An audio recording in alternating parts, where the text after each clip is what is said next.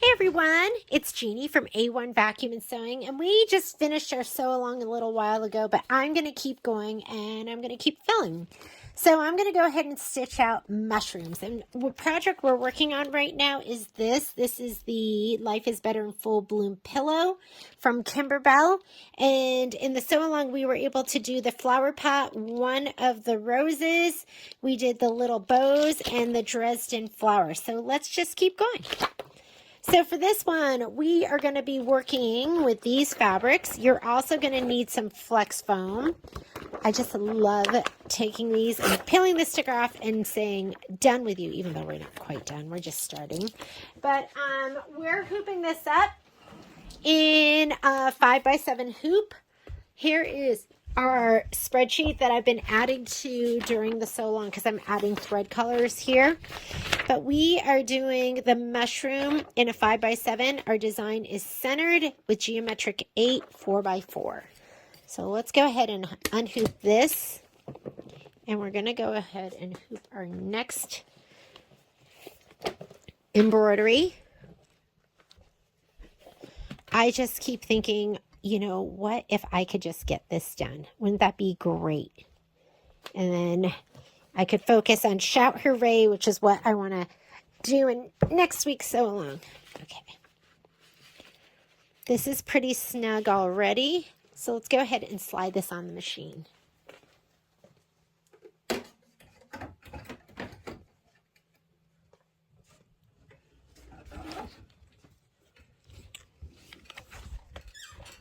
All right, I put a note that we needed flex foam for this one. I don't pre-cut my flex foam. I just use it as we go. So don't forget you need that. There was my Dresden. I'm going to go home to clear the screen. We're going to go embroidery. I have my quilt designs. Well, maybe they'll work in this one. Let's see. Quilting, the mushroom is geometric 8 4x4. I didn't copy them all on, so let's just see if it is. Oh, look, I don't have any geometric 8. So let's go to my other one where I know all my quilting designs are there. So here's quilting, block by block, PES. What am I doing? Let's go back. Totally out of here. And here we go. Oh, there's my quilting bundle. We need, that's so delightful. Life is better in full bloom. There it is, geometric 8. Sometimes it helps if you take a moment to actually read what's on your screen. And we are doing 4x4 horizontal. When you have a horizontal and vertical, horizontal is the one that comes first. The next one's always going to be vertical, or usually is vertical. Let's go ahead and add to this, and we're going to add the mushrooms. I love mushrooms. So here's our little mushroom design. And this is going to be centered, so we're going to leave it just the way it is. We're going to touch embroidery. I slid my hoop on. So when I go layout, move, and I go like this, it won't go out of my embroidery field, and it will on this screen, my layout screen, or if you're on a Baby Lock Destiny or a Dream machine, it's going to be your second edit screen. There is no layout screen. The only machines that have a layout screen are the Luminaire and the Solaris. And for the brands that I know, for the Baby Lock and the Brothers. Okay, let's go ahead and I'm going to let's put in this pink because it's pretty. Although we're going to put in white for our quilting, I'm just going to put in the pink so you can see it. And that'll also do our, it'll do our outline stitch that we're going to fussy cut to. So while it's doing this, I'm going to grab my spray tan. I always like to show this off. So this is the dime spray tent. And I know mine is really dirty, but you can change out this piece of cardboard. And I just used an old envelope. I keep going, oh, I'm going to change it, and then I don't. And when you're not using it, you can take this out, fold this in, grab this, one hand with your thumb on top, one hand with your fingers on top, and you just twist it. It's that easy. And then it comes with a little travel bag, which I've misplaced. but that's how small it is. So it's really itty bitty. You can take it on retreat or just close it up when you're not using it. I use mine so often, I just leave it out. And someday I'll change this, but not today. Okay, so you have a piece of batting, put it bumpy side up. You have your fabric, your background fabric, put that face down. And you don't have to go crazy with your spraying. I'm going to take my batting first, and let's go ahead and put it in the placement line. And then we're going to take our background fabric, and we're going to place this right on top.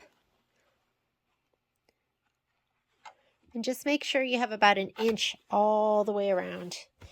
I probably have 1.5 inches on the top and like 3/4 of an inch down here. That's totally fine. Next thing we're going to do, we are going to skip some steps. So I'm going to say, okay, here, this button here is where you go forward and backwards colors. What we just did was the placement line for the batting. Then that was the tack down for the batting, but we don't need that because we cut it to size.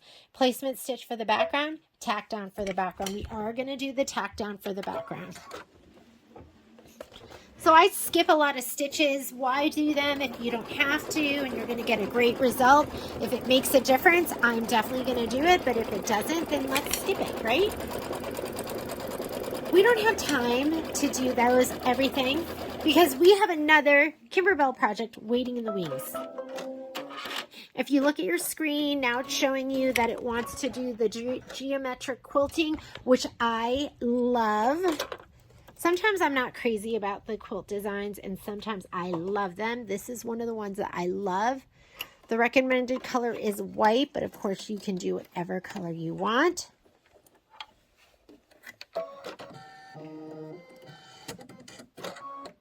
And this is 2 minutes of stitching.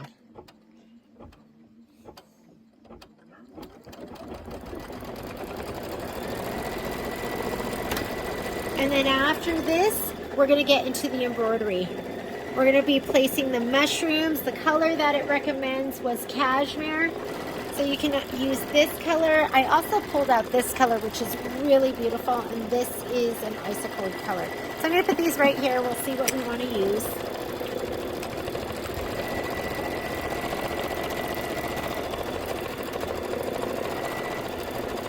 And here are our applique fabrics.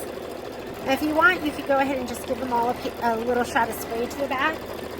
These are going to be the stems, and these are going to be the tops.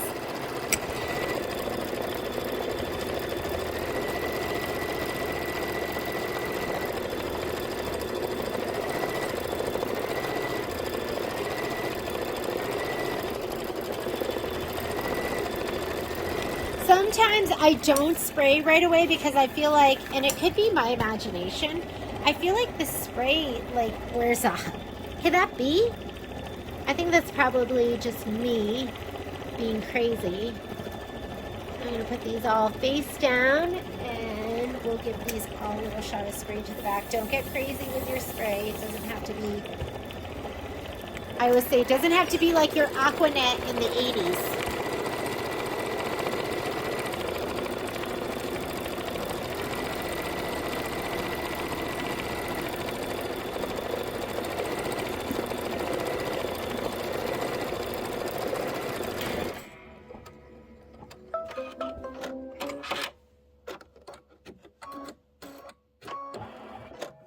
Okay, I'm going to go ahead and put my cashmere in now. Color does not make a difference right now. You're going to just be stitching mushroom stem placement line. But this color is going to be the next color we need, so I'm just going to put it in now. Cashmere is a must-have color. And go ahead and do your placement line. And then we're doing this step right here. And then we're going to lay down the tan pretty petals. Then we're going to tack it down, trim it, and satin stitch. Oh, I love this fabric. We can't keep it in stock. It's just one of those fabrics that just looks great with everything.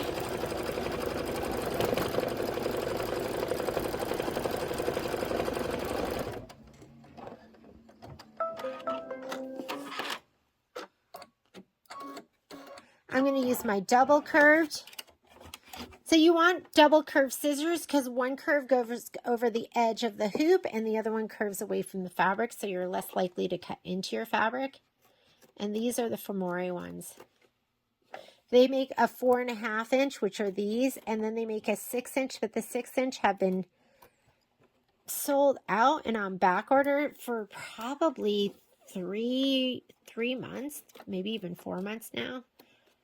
Not sure what's taking so long. All right, slide it back on and go ahead and do the satin stitch around the stem.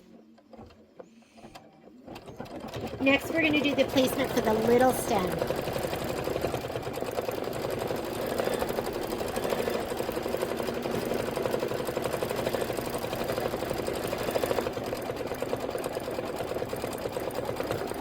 I think we should multitask. While we're doing that, let's go ahead and turn on our iron and let's press out some of our pieces. Where are they? Oh, here's one. Actually,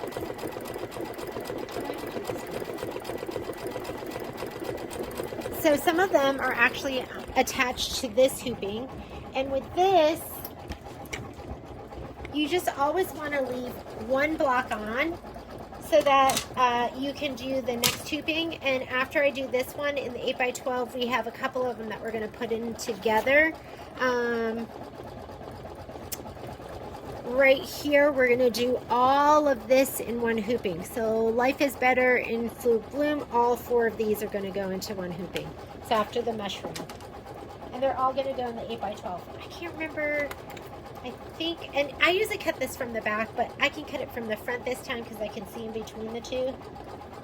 You want to leave a little bit of fabric, muslin around. I'm going to cut it from the back and leave a little bit of room. Around the muslin, around the filler block, just in case your filler block doesn't fill from edge to edge, you're going to have that muslin behind it. Okay, next, go ahead and just hit start again. It's going to be the placement stitch for the other mushroom stem.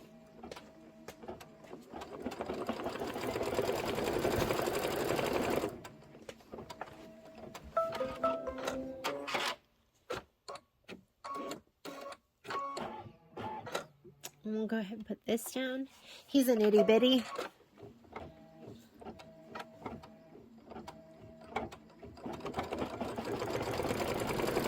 And then we're going to do the tops of the mushroom.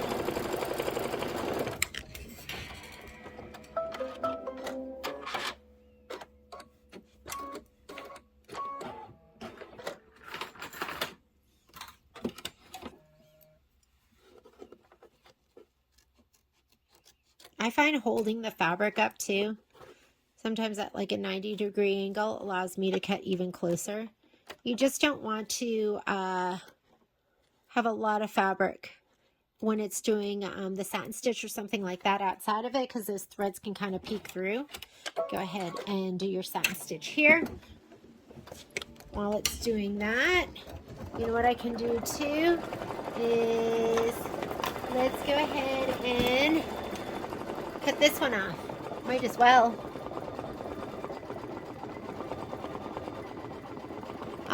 We'll do it when it's at a more conducive, look at when I can cut it better, when I can see it and cut it better.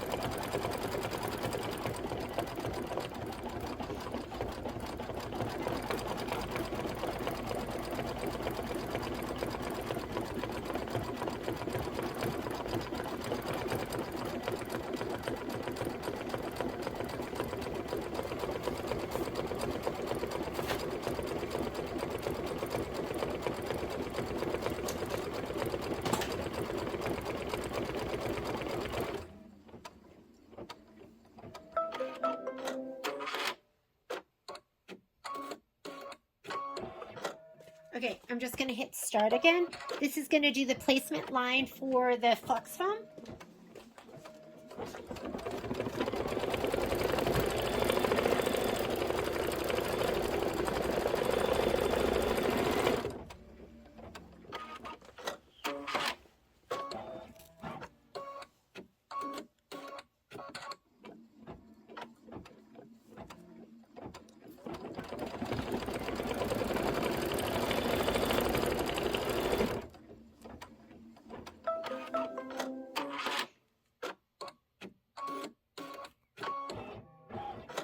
Okay, so let's go ahead and put this down first.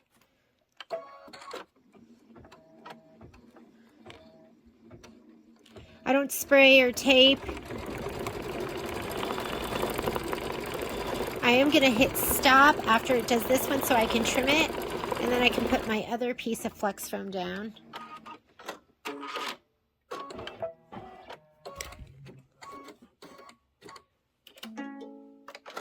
Let me bring this forward. Sometimes I really like using my snips to trim this stuff out.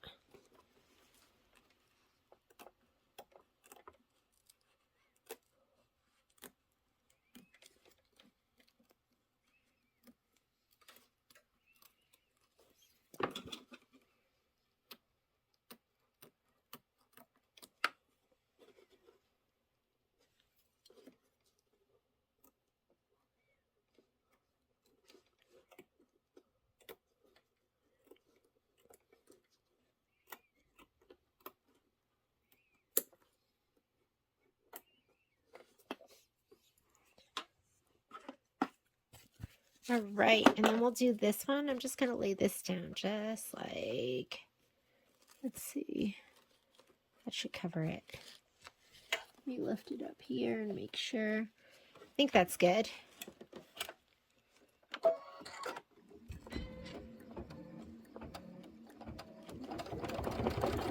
Since I'm close to the edge, I'm going to kind of put my thumb over here just in case I need to stop it, but I think I'm good.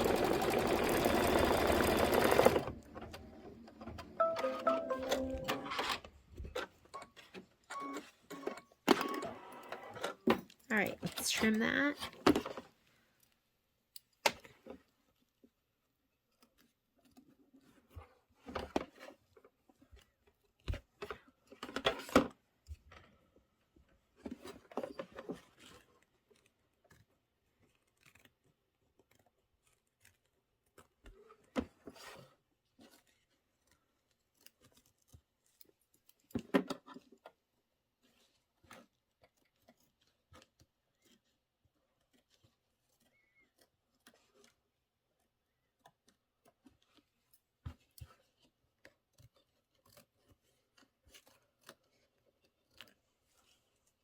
There we go. And then this piece, we can use that.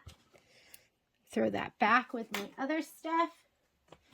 I'm going to slide that on. Okay, now it wants to do the placement stitch for the large mushroom. We don't need to do that placement stitch because we know exactly where that mushroom is going to go. So we're going to skip that stitch, and then we're going to make sure we skip the turquoise, but we're going to do the orange, meaning turquoise is placement line, go forward, orange is tack down. And just go ahead and take this and put it over here. It is asking us to put the right color on, which is going to be hot pink. So I'm going to put in the hot pink that I used before, which is going to be Isocord 2320. Don't want to use too many different colors. See how pretty that looks? Just looks so good. Looks so good. Actual stitch time for this embroidery is just 10 minutes. We've been stitching 19 minutes and 17 seconds. So I do want to make sure this is all pushed down so it doesn't try and push the fabric around and pucker it. I'm going to tickle my fabric. And then we're going to trim it, and then we're going to do the beautiful stitching around it.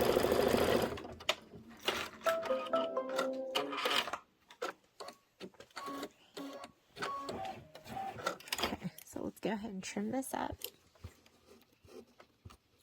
And we're going to put our fabric. We want to get nice and close. So this is going to be the Kimberbell decorative stitch. I have trouble seeing it that direction.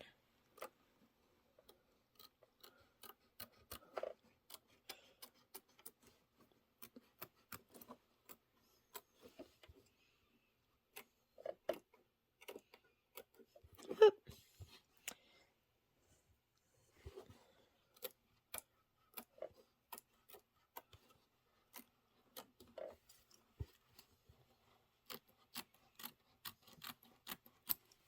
Okay. Oh, how cute is that? I wish I'd fussy cut this a little bit so you could see some of the flowers, but I didn't. Look. So when you place that, maybe place it so you have some pretty flowers showing. Why not? And then after it does this special print, then we're going to do the top on this mushroom.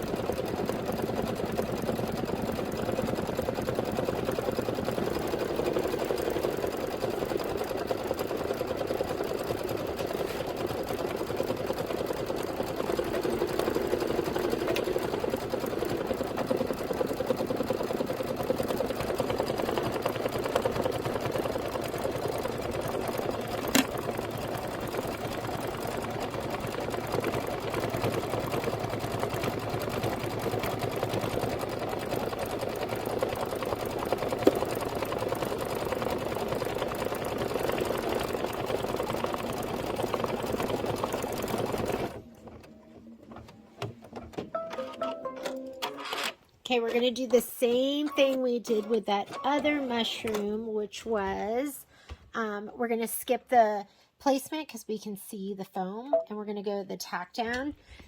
It's up to you if you want to change your thread color. This, I want to make sure I have flowers on there. Oh, we'll just put it on like that and hope that they show through. I am going to put taffy. So taffy is the perfect color to go with this fabric. So here's my taffy. This is a glide color.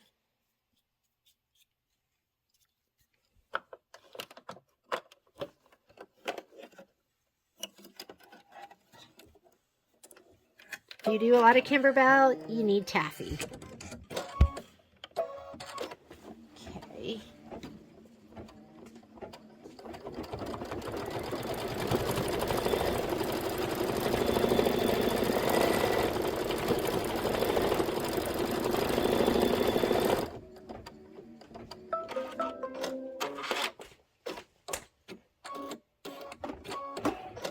Okay, we're going to go. Ooh, missed it. All right, hang on. I'm going to pause this, cut that, and then I'll be right back. All right, let's try that one more time. And you know I love these. This is just so I can show off these amazing tweezers because I love that they're tweezers with the seam ripper so you can get rid of all these icky little pieces. And because I just find that I can't grip them with my fingers, right? So now you can just... And this time I'm not going to fussy place. I'm just going to slap it down and hope that it covers. Although I can tell that's not going to.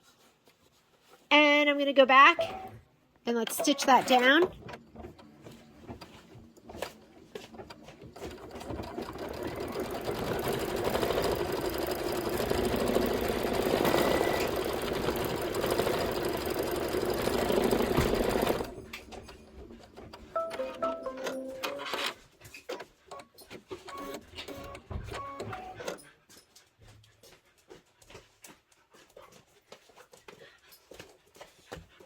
I got lucky because I stepped away, and you know that's when mistakes happen. Oh, okay. Got a very excited puppy in here.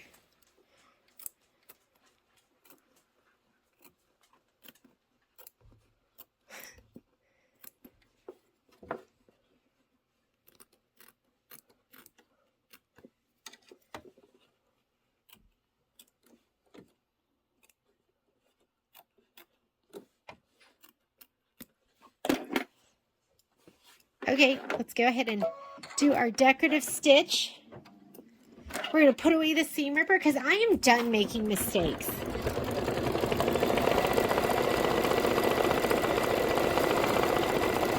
And then once it's done with this, we're done. Let's get ready for the next one.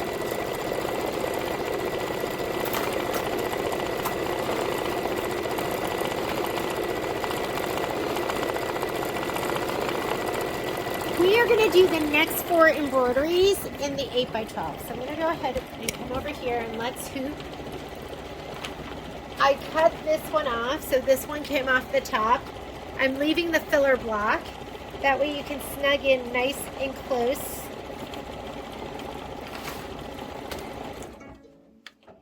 Oh, that sounds like a done bobbin, huh? Okay, we'll do it just like that. I'm going to pull in. You don't want to pull so hard that you distort. And when it runs out of bobbin thread, make sure you hit your cut button. Let it cut. And we're going to go ahead and pop this out, and let's change our bobbin. I know there's thread left, but it's just not worth it. Sometimes it gets caught down there. You'll hear it. Trust your mama ears. If your mama ears telling you that doesn't sound right, it doesn't sound right. Isn't it funny how our ears become so sensitive to that? This is just a really busy decorative stitch. I'll go back 10 anyways. Those are the cutest mushrooms ever. Okay, so here we go. This is how we're going to be hooping this. We're going to do this in 2 parts. We are going to hoop up here in the upper left-hand corner, and we're going to do Life is Better in full bloom. Let me grab that. This is the fabric for that. We're going to hoop it up in this corner. After we're done with that, we're going to return to the previous screen, and then we are going to do our filler blocks. And we're going to do filler block 2, 3, and then we're going to put, I thought I was going to put the other one down here, like the big one, the 2x6. Didn't I already do the 2? I already did. Oh, there's 2 2x, okay. So there should be 2 of them. Is that right? That doesn't sound right. It looks like filler block 4 is not right. I need to fix that. Let me look at filler block 4. What are my dimensions? Maybe I miscut my filler block 4. 2.5 by 4.5. That's going to be this size. Okay, I need to fix my I think this is wrong. I've got to fix this. Filler block, this is going to be 2x4 because we already did our 4x6. All right, look how cute this is. Do you love it? Is that just adorable? And look at the geometric behind it. That is a great quilting design. So I'll cut these 2 off, get this one ready to rehoop. I think I hear trouble. The reason I'm not going to group everything is because I'm doing a block on a block. And for me to move it up here, I can do that on the other screen. But if I do this one separately, I can color group the filler block 2, 3, and 4. So let's go ahead and slide this on the machine. I always joke that, what's Poppy doing? She's eating human brains like a zombie. That's what it sounds like right now. All right, I am not exactly sure where I left off because I got interrupted. But what we're going to do next is we are going to stitch out a Life is Better block. And then we will do the other 3 filler blocks. So we're going to start right here. So what I wrote is switch to an 8x12 and stitch Life is Better in the upper. Uh-oh, that was a mistake. Upper left-hand corner. Let me fix that. I'll fix that on your spreadsheet. So we're going to go home. I'm going to say okay. Embroidery.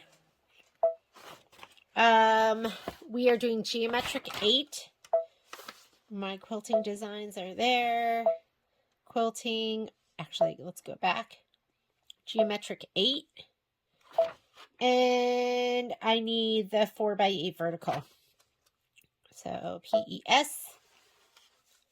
4x8 vertical. 4x8. That is horizontal. This is vertical.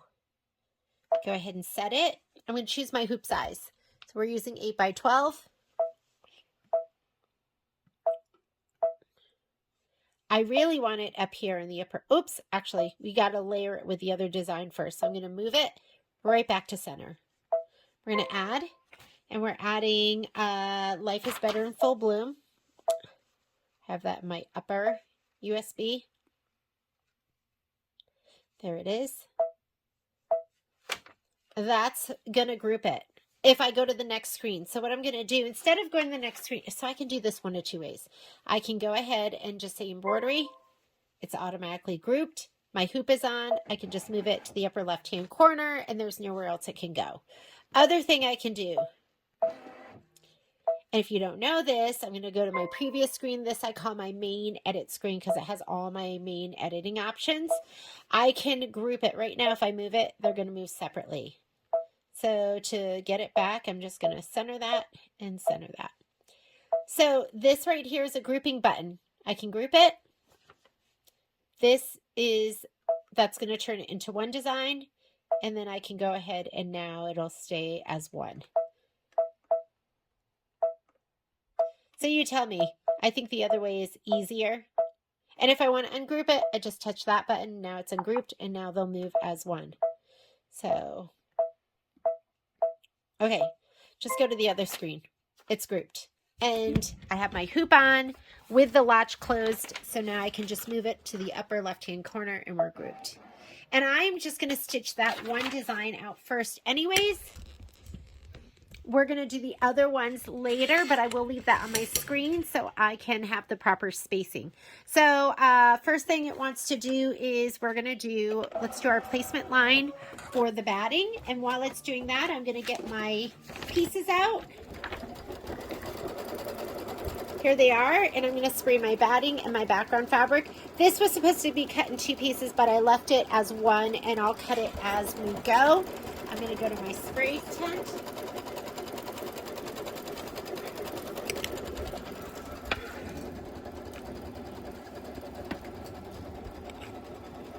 Oop. Let's see if I can keep that from flying up. Bumpy side. It's my bumpy side. My wrong side of my fabric. And let's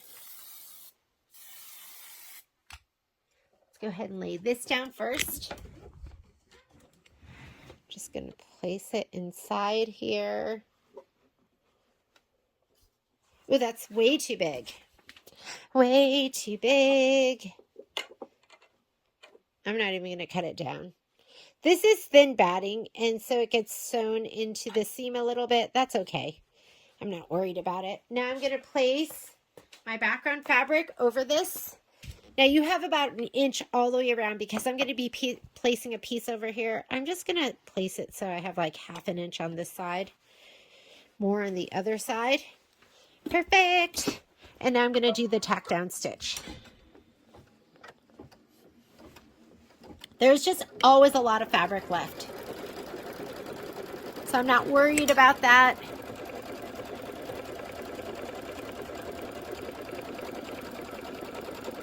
And then I'm going to change it out to my white thread, and then we'll do the quilting stitch, the geometric stitch, which I think is gorgeous. It is beautiful.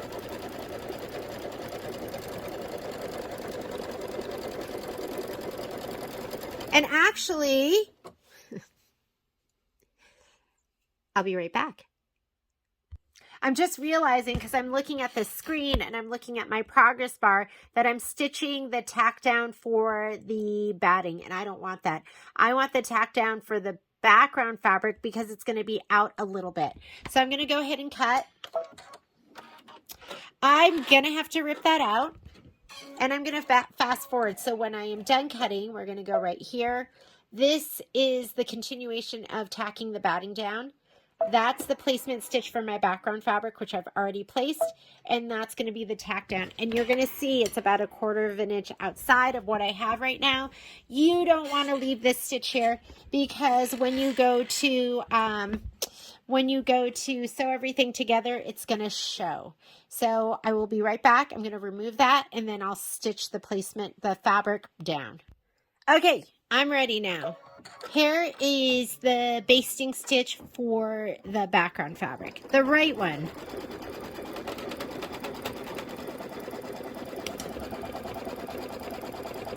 And then we're going to put the white in to do our quilting.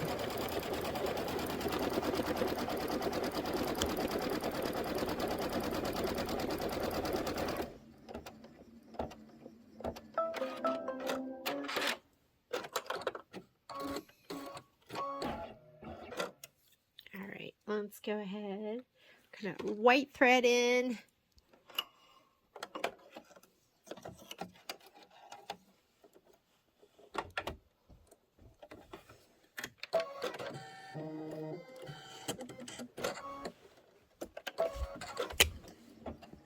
And then after we stitch the quilting stitch, let's turn to the page.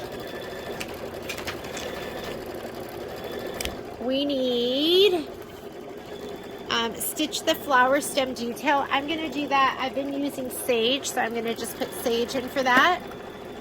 And then we're going to do the flower. I'm going to go back to my taffy for that because that color just goes.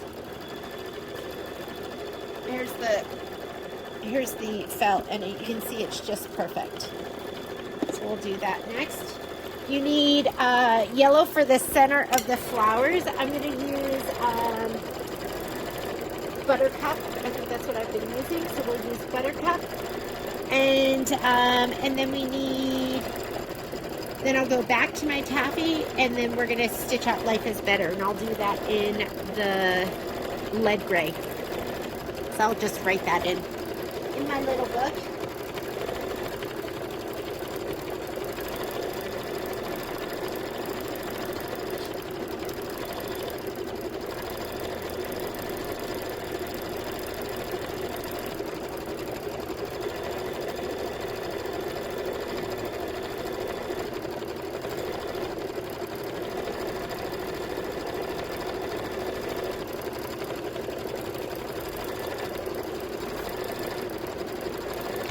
And that's it. This one is 20 minutes of stitching.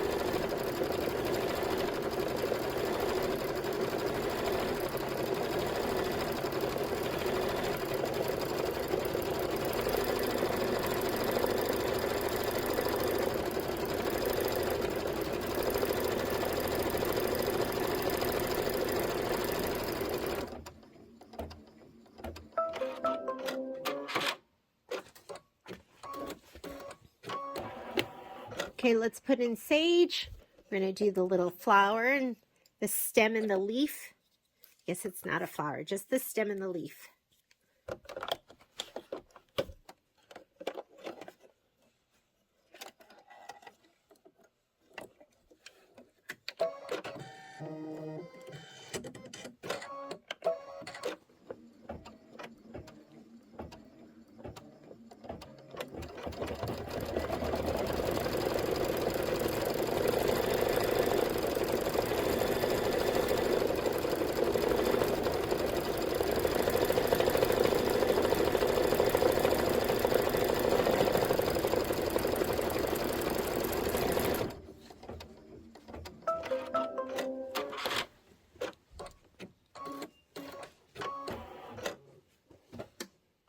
Okay, color doesn't make a difference. I'm just going to leave that same color in. And now we're going to do our felt flowers. I actually have this leftover piece of felt in my stash, so I'm going to be putting this down instead. The tack down color does make a difference. I'm sorry, but did you, like, this just makes me, I just feel so loved. When the baby comes over and just wants to be right by you.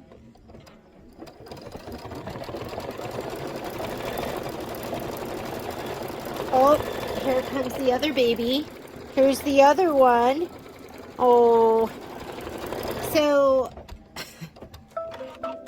Poppy's pretty pushy. Oh, there. Momo found a spot for himself right there. Okay. Kai was telling me today, he's like, I don't know why anyone would ever get a puppy. And I was like, well, look, like, they make you feel so loved. And he's like, and he goes, well, I get having a dog, but he goes, but not a puppy. All right, I'm just going to lay this down. It's kind of grippy.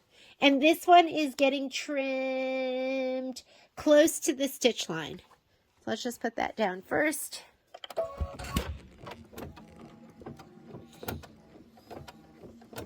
And then I'll hit stop, and then we'll put the other piece down.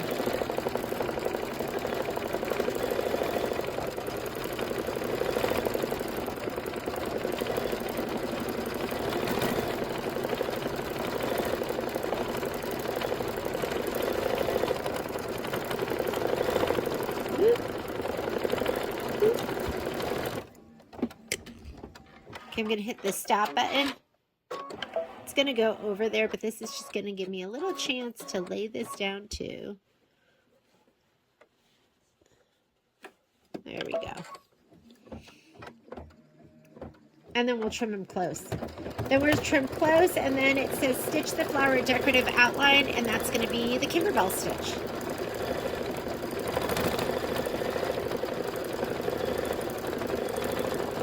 So let's try the snips. We'll see what's going to be the best tool to get this trimmed. Oop. And part of me thinks when I cut with my left hand, I cut better anyways. You know, that's my true cutting hand. And that is not going through, so let's use, it's kind of sliding around.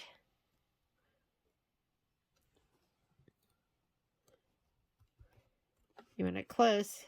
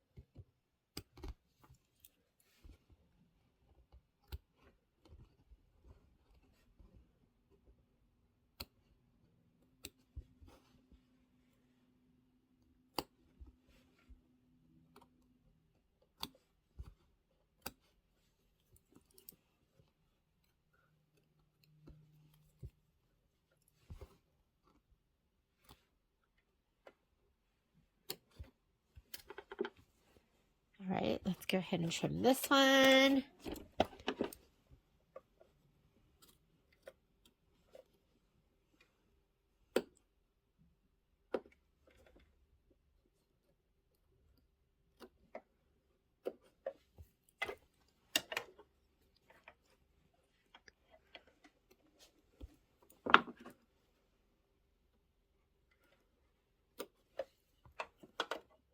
Oh, didn't even have that one in view, did I? Okay, let's do that.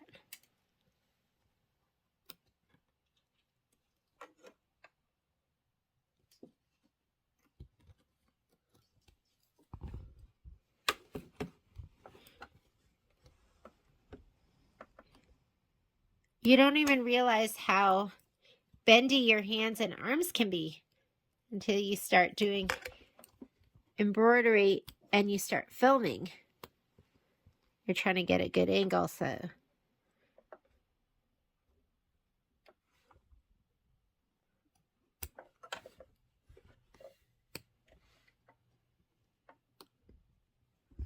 Cute.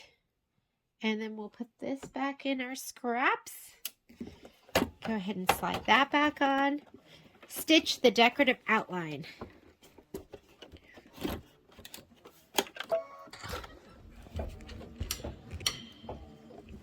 And that is not threaded. Let's go ahead and grab that.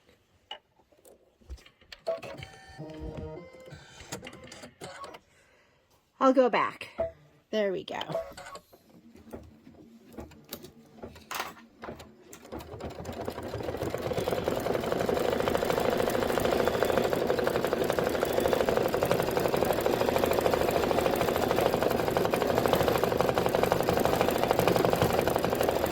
And then get your yellow ready. We'll do the center of the flowers. This is going to be 2 minutes of stitching.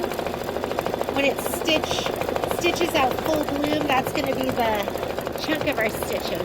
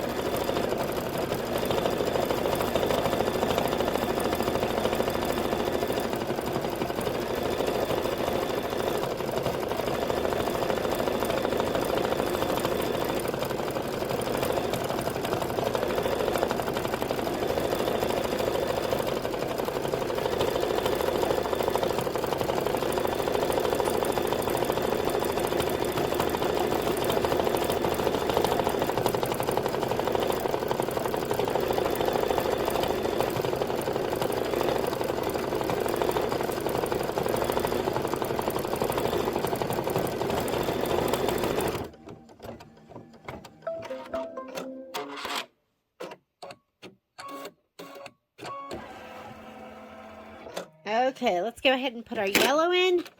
I'm using Buttercup. It's just a really pretty yellow. It's kind of like, I want to say it's tinging on the orange side of yellow.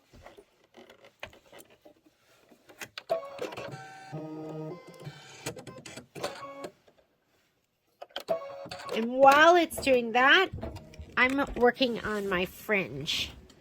And so we wanted to pull the inner fringe first.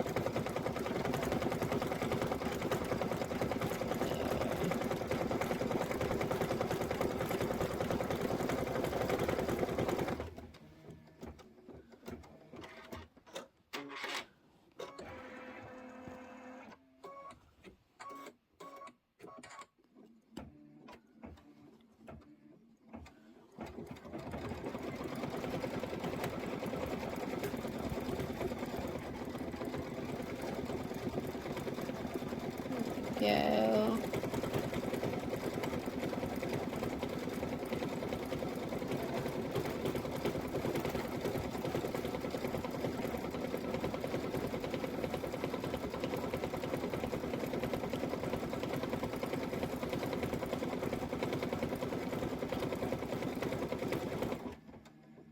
So these are for more precision tip tweezers. Whoops. Don't want to get too aggressive with this because you don't want it to rip.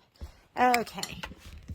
Back to this. Now let's go ahead and if we wanted, I could go ahead and I could put in the hot pink to make it match, but I'm just going to keep the, or I'm going to put the taffy back in. And let's stitch out Full Bloom. So we're going to stitch that out in taffy. It's going to be 8 minutes of stitching. So while it's stitching, I'm going to keep pulling this fringe out. And if it gets done doing that, then we can go ahead and press and trim some of our blocks too. But we're going to try and do some multitasking. It's crunch time.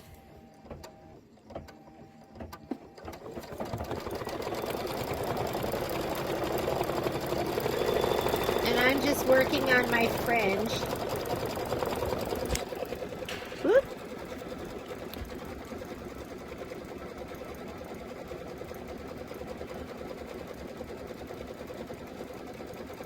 Okay, we're going to do the inner ring because that's what they said to do first. And that makes sense so it doesn't get in the way of the rest of your stitches. And then we'll go back and then we'll do the outer ring.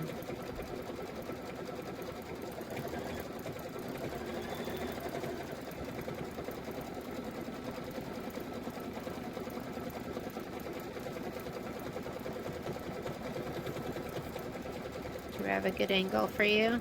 So many times I'll be doing something and then I look and it's not even on the screen.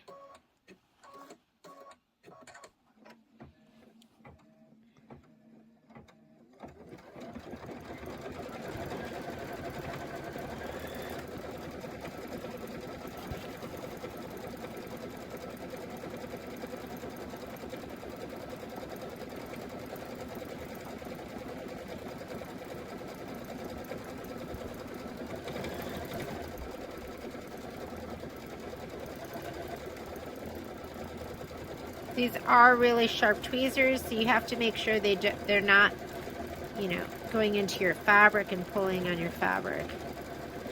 Okay, so that whole row is up except for right here.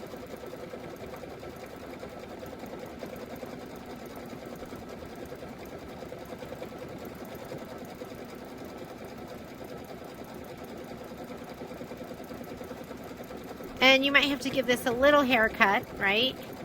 You have a couple of threads that maybe went rogue. Let's go ahead and do this one. Did I get it all?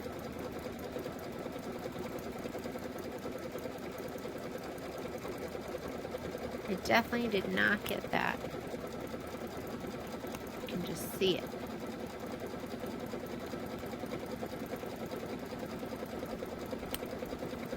Or did I? Maybe that's the stitch underneath. Okay, let's go around and get the outside.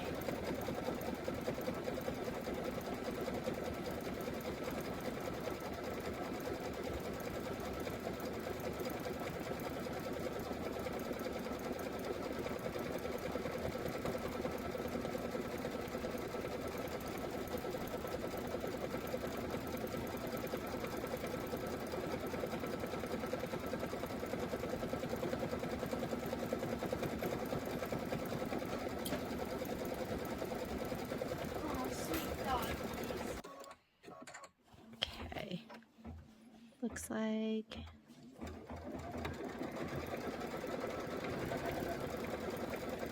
that was Little Violet coming through.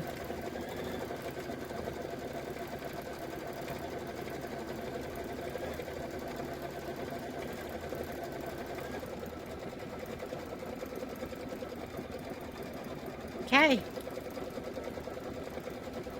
Gonna need a little bit of a haircut. Whoops! Let's do the last one.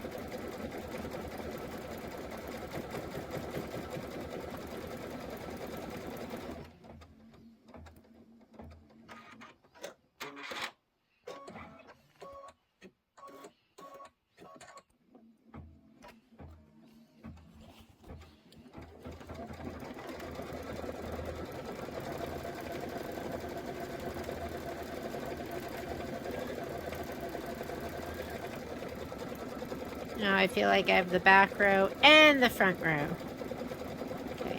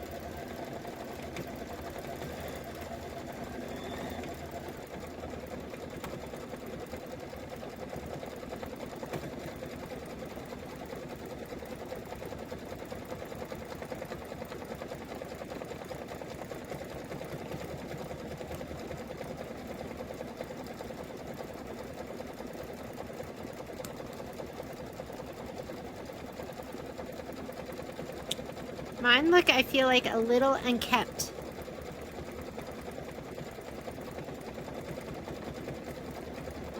So I'm gonna have to work on them.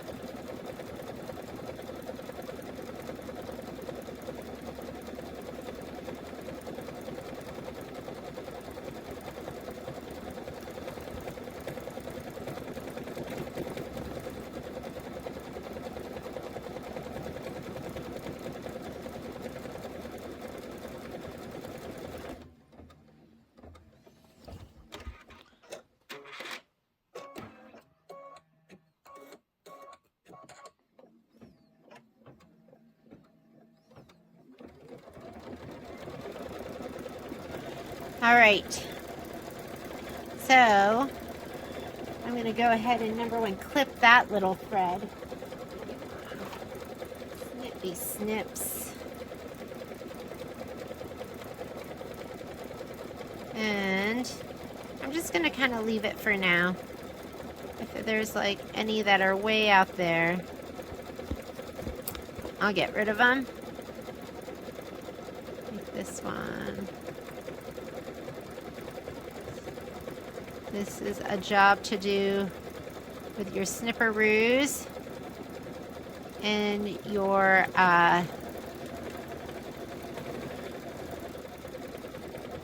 little snips. This one's kind of hairy, huh? Just gonna push my fringe back away from the center. What's going on with this one?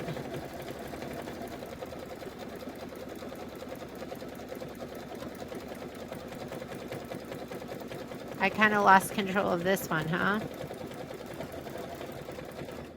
Just give him a little bit of a haircut. And there you go.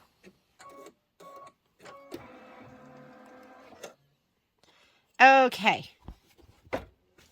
Now it wants Life is Better. And what color does it want it to be in? I'm going to do lead gray. So, lead gray. If you want to put in a matching bobbin right now, you could. I think it's going to be fine without it. But I'm going to watch the very start of it. And if I see like pin dotting and I see a lot of that white, then I'm going to stop it.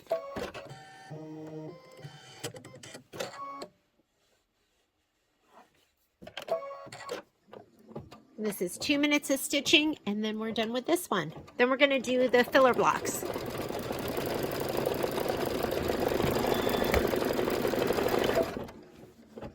And it looks fine to me. I'm just going to keep going with it. So stop it, make sure it looks okay, and then go with it.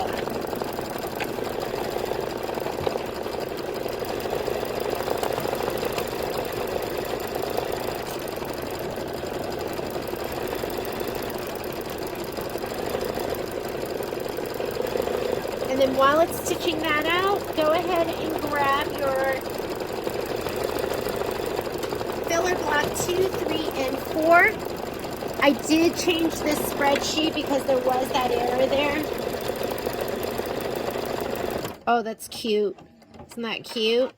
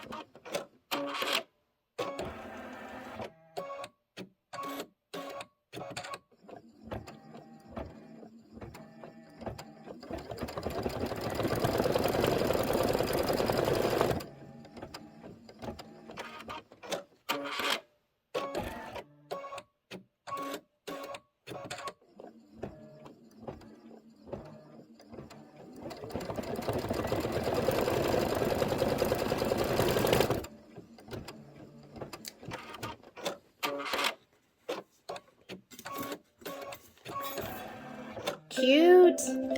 Okay, so we're going to fix a couple of things right here. This should be upper left. And I will redo the supply list and I'll change it there. Hang on, I need to have something under here to write it on. So that's going to be left. This one right here should be 2 by 4. And we're ready to go ahead and add. So what we're going to do is this. We're going to go back. Okay. Okay. Return to our main edit screen. And here we're going to add. And we are going to add the quilting designs. So Life is Better in Full Bloom. And we need, for number 2, we need Spring 2, 2 by 4. So we need that twice. Spring, I know that's PES. 2, 2 by 4. Set. We're going to take that and just drag it right up here in the upper right hand corner. Move. I'm going to make a copy of that. We don't have a lot of room down here, so I'm going to snug it up kind of close. And then we're going to add, the last one we're going to add is geometric 8 2x4 horizontal. Geometric 8 right here. We're doing 2x4 horizontal. There's my 2x4 horizontal. That one's vertical. Set. I don't want to move. Well, actually, I could totally move that. But this we're getting rid of anyways. Let me undo. Undo. It'll put it back. I want this right here. Move.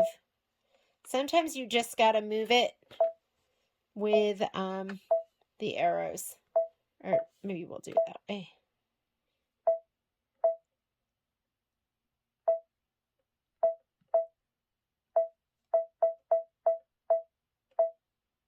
All right, so we're going to go ahead and stitch those.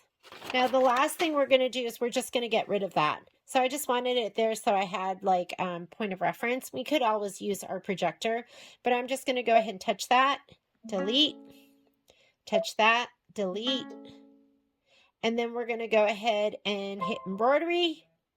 We are going to color group so it does all our placement stitches first. And then we are ready to go. I have lead gray in there. We're just doing placement stitch, so let's go ahead and stitch it out. Might have to watch out down here. We might have to flip this back a little bit so it doesn't stitch that down. But this is the placement stitch for our batting.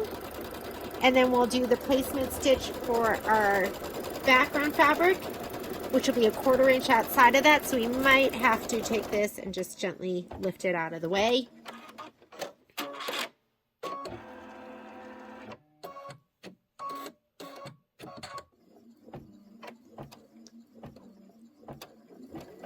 So we couldn't have color grouped with this design because this design was a quilting stitch plus an embroidery design. And if your designs overlap, which this is one on top of the other, it will not let you color group.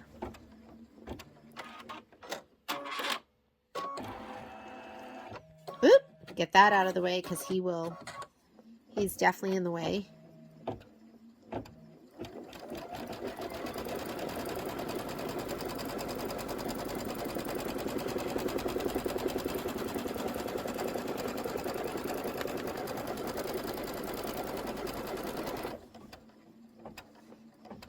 And I am going to actually get a piece of tape and I will tape that out of the way. But next thing we're going to do is we're not going to put our batting down yet. We are going to go in here where we go forward or actually we can just touch right here. So, but in order to touch there, you have to touch this button, which is where you can go forward and backward. I'm still in the orange, which is the tack down for the batting, and I don't need that. Now I'm in the turquoise. That's placement for your background fabric, and I do want that. It's going to be about 1/4 inch outside the other stitching line, so I'm okay right now.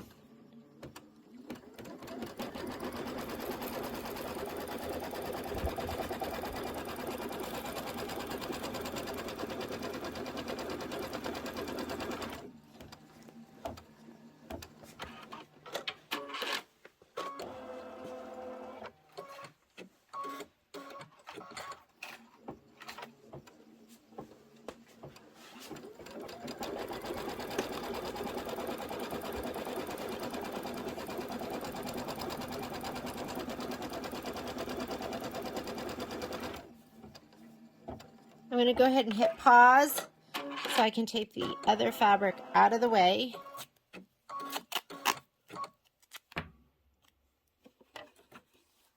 Just go ahead and tape that out of the way.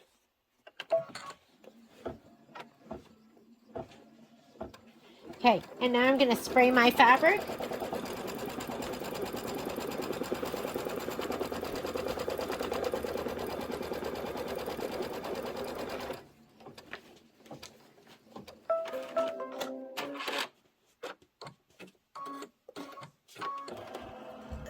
Okay, so I've got my filler block 2. I'm going to leave these on there so I know where to lay them down.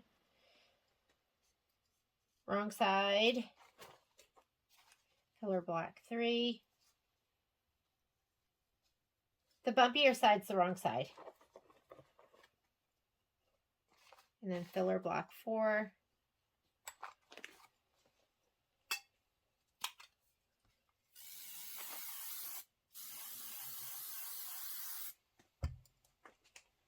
Now we'll go ahead and lay those down.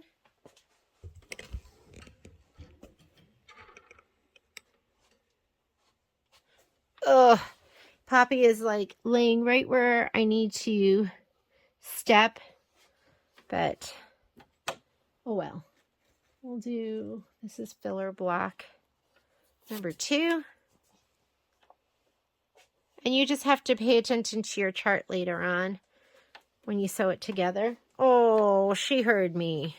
She's like, oh, Mommy, you don't want me over here.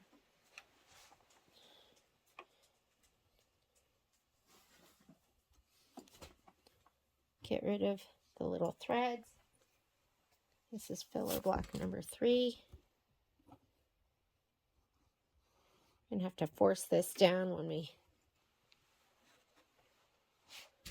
and then we have filler block number 3, which I'm just, or 4, where I'm gonna kind of lay it down. I'll press it down later. Can't really press it down right now because there's no sewing machine bed underneath where I'm placing this, so we'll get it later on. Okay, we're good. Let's go ahead and we're doing all of this with white. So I'm going to put my white thread back in. Let's go ahead and take out, and I like to show this off once each sew along. When I remove my thread right here, I'm going to go ahead and take this and I'm going to unthread. So I'm just going to unthread it here, unthread it here, and then right when it gets here, it just comes right out so easily, as long as the foot's up. So I'm not pulling back. Don't get stressed out. I've had people during my sew-alongs go, don't pull back on your thread.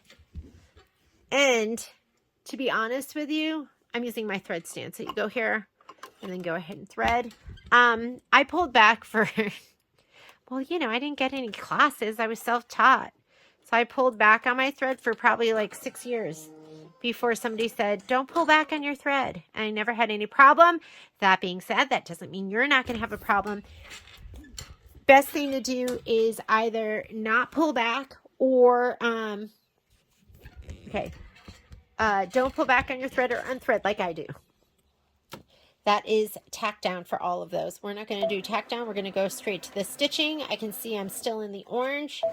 So now I'm in the quilting stitches. Hey everyone, it's Jeannie from A1 Vacuum and Sewing, and this part's actually probably going to get inserted in the video because when I went ahead and stitched out, I'm going to show this to you. When I went ahead and stitched out the these filler blocks, I didn't pay attention to the color, and so I stitched them out with a color that was going to just blend, which is normally what I do. But the filler blocks, they, you know, there's no reason why you can't use and you should use a brighter color or a color that's going to contrast, so that that's the focus of the filler block is going to be the quilting. So I went ahead, I was like, should I recut the pieces, restabilize the pieces? I went ahead and just used my Kai seam ripper, which I absolutely love. I used they were just out here because I used my Kai seam ripper. This is really great because when you go to cut away the thread, as long as you're not being too aggressive, it's not going to cut the fabric. I have cut the fabric when I'm being too aggressive, but for the most part, it's really, really gentle, and you should be able to just catch the threads. And then, of course, this is the Rip and Grip that I absolutely love, and I've had this for a couple years, and, you know, sometimes I buy accessories and I don't really use them. I love this because I lose my tweezers, and this is connected, kind of like my fingers are connected to my hands, so I don't lose those. So I love these, especially because these tweezers are so great at getting like the smallest thread. So if you have something that you're trying to really rip out that you're struggling with your fingers, you can use these. So I'm going to restitch these. This is going to be a good lesson in getting to where you need to be because I have totally cleared my screen. And so I'm coming back to this project, and I'm going to, you can see right here, I already have, I'm leaving all of those threads. They'll be underneath. I'm leaving the placement stitch. I'm just going to lay this down. And this is already connected too, so I'm just going to give these all a spray. I'm going to lay them down, and we're just going to do the quilting for each of these. So let me grab my spray tent. So if you are doing these for the first time, you are going to do, I mean, you could do this the same way. You could take your batting, spray it down, and place it, just center it. Doesn't have to be perfect. Center it to your background piece. Lay it down, and then you're just going to stitch out. You're just going to stitch out steps, step 3, which is going to be placement for your background fabric. So you wouldn't even have this inner stitch here. You would just have, pull that fabric a little bit. You would just have the, you can lay these down right too. So this one's first. Gonna lay it down. Kind of nice to lay it down here and not on the machine where you don't have like the bed of the machine there. Or where, you know, sometimes you're laying it down and you're over like open air. I'm going to tape this back again. And then we're going to find everything. Hopefully I saved it. I think I did save it.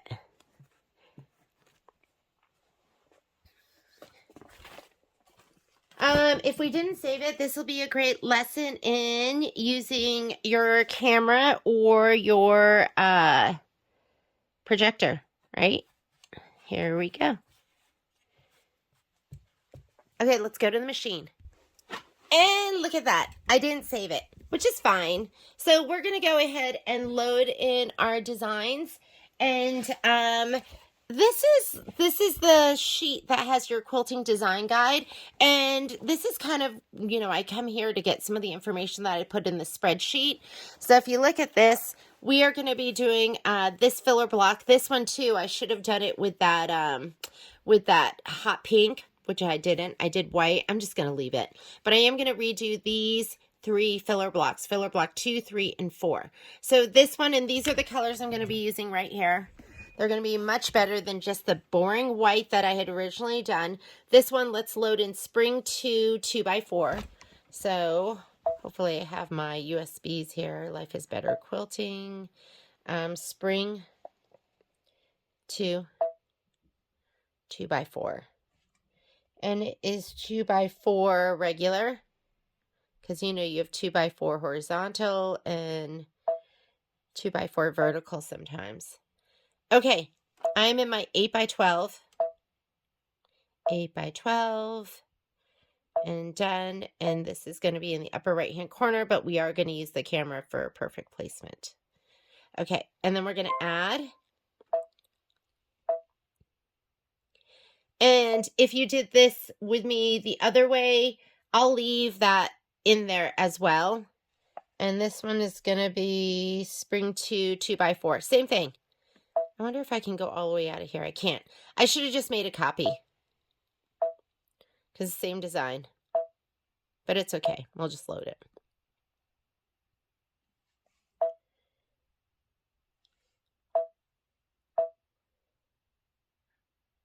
And then we're going to do add. And then we're going to add the last one. And I think it's in my lower USB. So let me go ahead. Because I wasn't sure if this was on there. Geometric 8. And we are doing 2x4 horizontal. I know that's my PES. 2x4 horizontal is the first. Horizontal loads first and then the vertical. And I'm going to edit and I'm going to rotate that. And I have no idea how to get it to fit over my other one. So let's go ahead and if you're doing this along with the other one, you would leave that design here. So the Life is Better in Full Bloom is right here. I left it there and then I'm going to take it out. Then you're going to remove it. Should we just put it there so you know? Life is Better in Full Bloom is going to be add. So that should have already been there. Life is Better in Full Bloom. Geometric 8 4x8. Actually, I think that's why I had to put this on my other USB because it wasn't there. Geometric 8. And this one is 4x8 vertical. 4x8 vertical. This one. Set. Okay, it's up here with the design. So we're going to go ahead and add that. We are going to add the design. Life is better in full bloom, isn't it? I'm not going to move that with my finger because there's way too many things under it. And it's not centered. So this isn't, because that would have been what we had loaded first. It's already there from before, right? Okay. Because this design is on top of that other design, we cannot color group. So I left that there and then placed these. So you knew where to place these because remember this one was too high. So your spacing is going to be perfect. Now, once these three are placed, you're going to get rid of that. You're going to get rid of that because if that's gone, we can color group these three. And that way it'll do placement, placement, placement. Then it'll do tack down, tack down, tack down instead of placement, placement, placement, placement, placement. You know, where it'll do it all individually. It'll color group and do all those steps all at once. So now that that's there, I'm going to get rid of this. I know we just did that to just get rid of it, but... And this is what you should have. I'm going to go embroidery. Now, I'm going to have some challenges just because my stuff is already laid out. But I'm going to use my projector. And if you don't have the projector, you're going to use your camera. So you can use your camera right here. Let's do camera first. If you're on a Destiny or a Dream Machine or one of those machines, then it's going to just automatically take the picture. If you're on the Solaris or Luminary, you have to hit the scan button. You hit the camera button and then the scan button. So it's going to take a picture of everything that's in the hoop. And then we can go ahead and adjust. And if you don't want to use the camera, then we just use the projector, which I think actually in this situation will probably be the better of the two bets. And wow, looks really, really good. So we could just go ahead and stitch. I'm going to hit close. And why don't we just check it with the projector really quickly? Projector is going to be right here. Now, your projector only works if you're at stitch 0. If you do one stitch, then you're going to get a knock-knock. So just keep in mind on the layout page or your secondary embroidery page, a lot of the times, if you get a knock-knock, it's because you're not at step 0. Oh, see? I think and it makes a difference when you push down your fabric. So I'm going to move that over to the right a little bit. I find the projector to be really accurate. Okay, let's go up. I'm matching it to my fabric. And you move the projector with your finger. So I'm moving it with my finger on the screen. And then I'm moving the design with the arrows. Well, I'm going to scoot that up a little bit. He's saying that's as far as you can go. And when you push down on your fabric too, you're going to notice a difference. So when you use your projector, always push down on the fabric as well. He's kind of high up there. I'll just leave it. Okay, let's check the last one. We're going to check this one right here. You don't see it right now, but I'm moving the projector square with my finger. And, oh, we definitely want to move that one.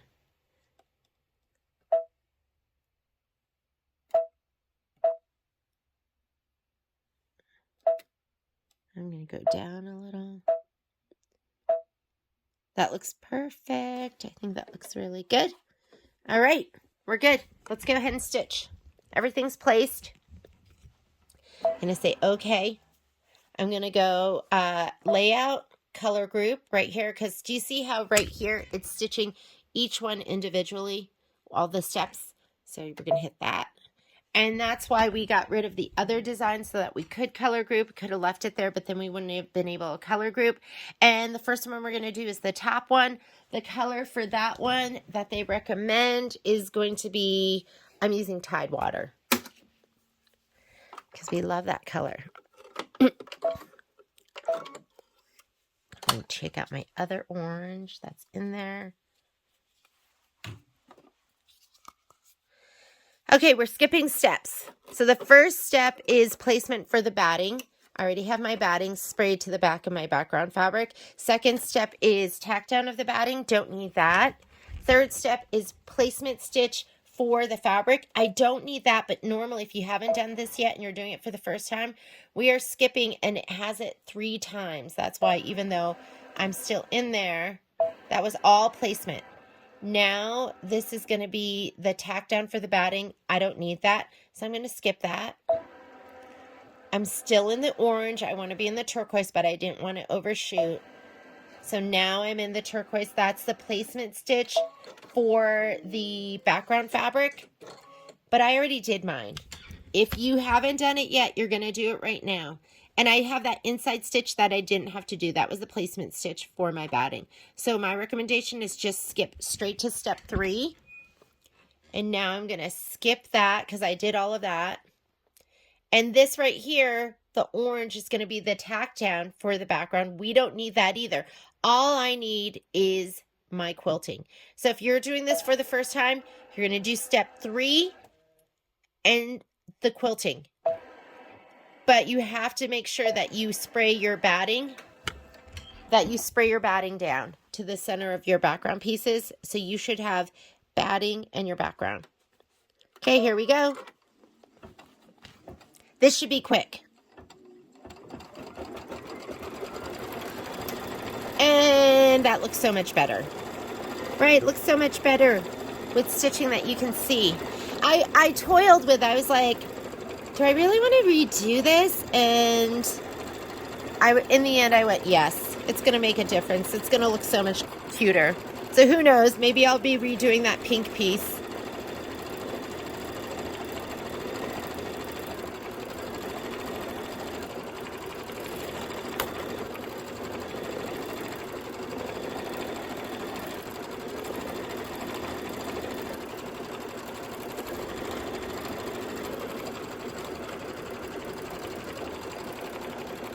For this one, I'm going to be using this blue. So choose your thread for this. Okay, one down. This is going to go quick because we're skipping all those steps. And you do have to hit stop if you color grouped. You have to hit stop because unless you change the color, which I've done before and I've shown you how to do that, it is going to go on to the next color without stopping. That is the joy and the pain of color grouping if you're not prepared for it.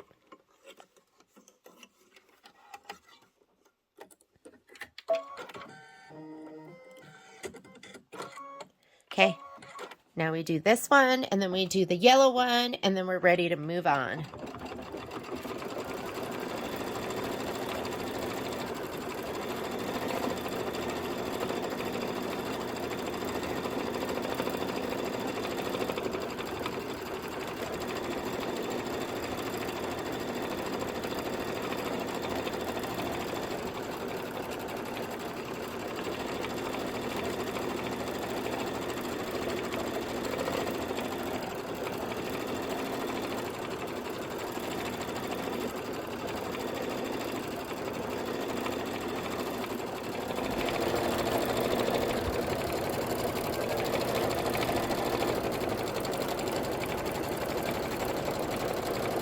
So cute.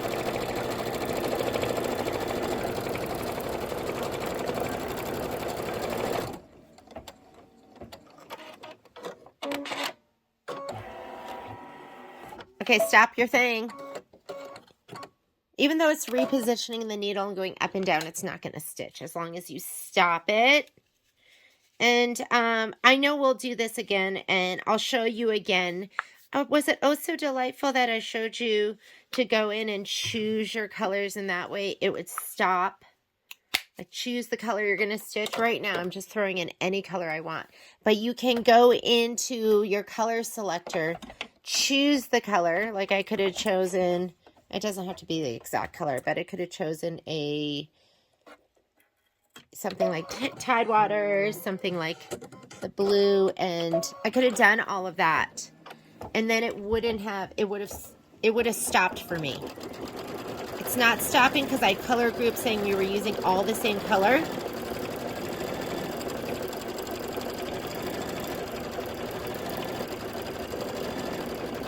So you have to stop it manually.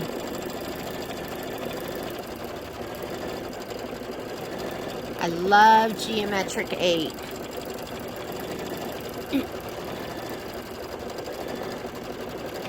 And for me, after I finish this for Life is Better in Full Bloom, then I'm going to go ahead onto the borders, because I haven't done my inner borders and my flange yet.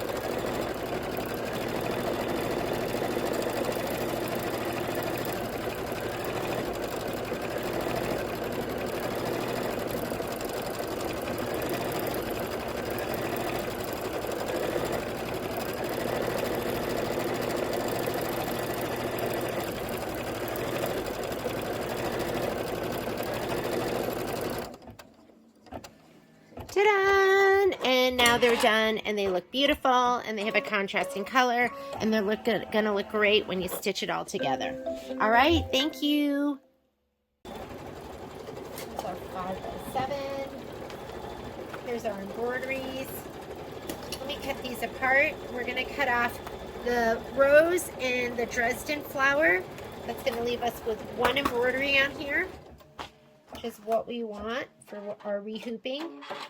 And I always trim, I don't always trim, but I usually trim from the back side, so I can have it like an equal distance from my stitches and not too close to one embroidery or the other.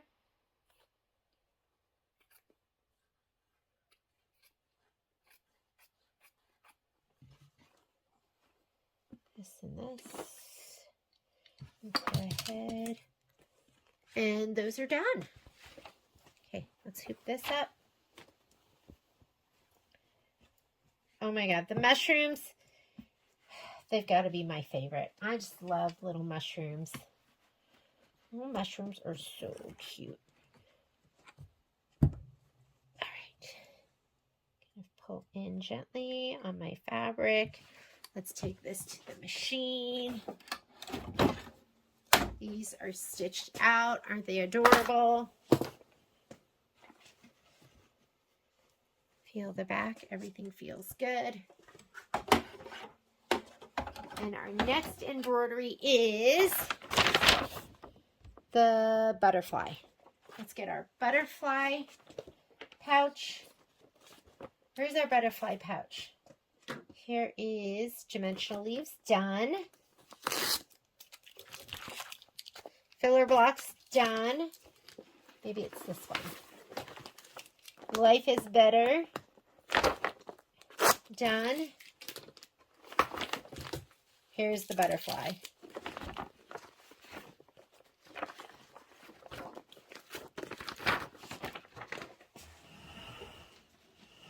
The struggle is real. Trying to stay organized.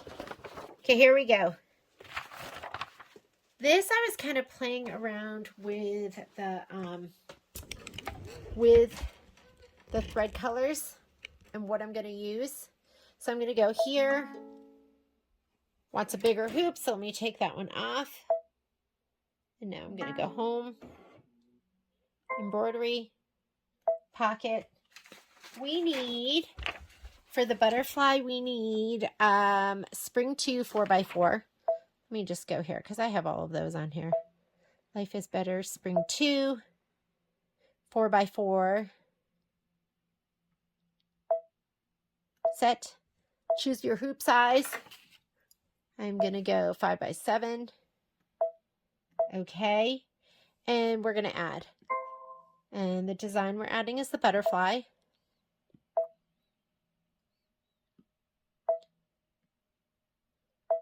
Don't move it on this screen. Touch embroidery.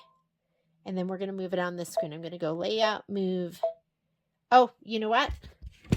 Hoop is not on, so it would have let me just move that as far up as I wanted. So now I can go ahead and move it, and it won't go out of the embroidery field. I just have white in there, but I'm going to just go ahead and stitch. This is going to do the placement line. For the batting, let's go ahead and spray your batting and your background fabric. Here we go. Let's get my spray tint. batting and background. Here's my batting. Background.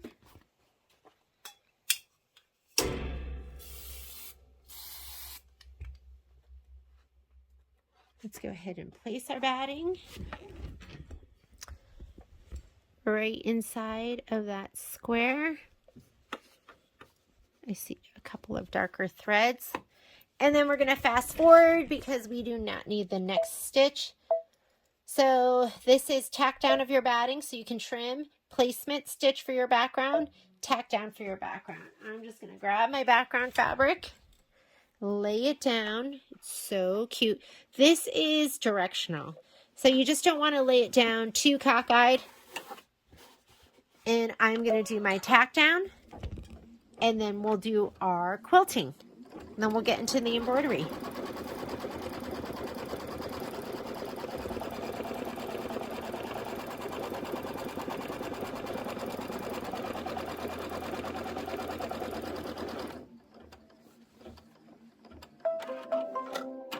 Go ahead and do your quilting stitch. I'm just doing mine in white.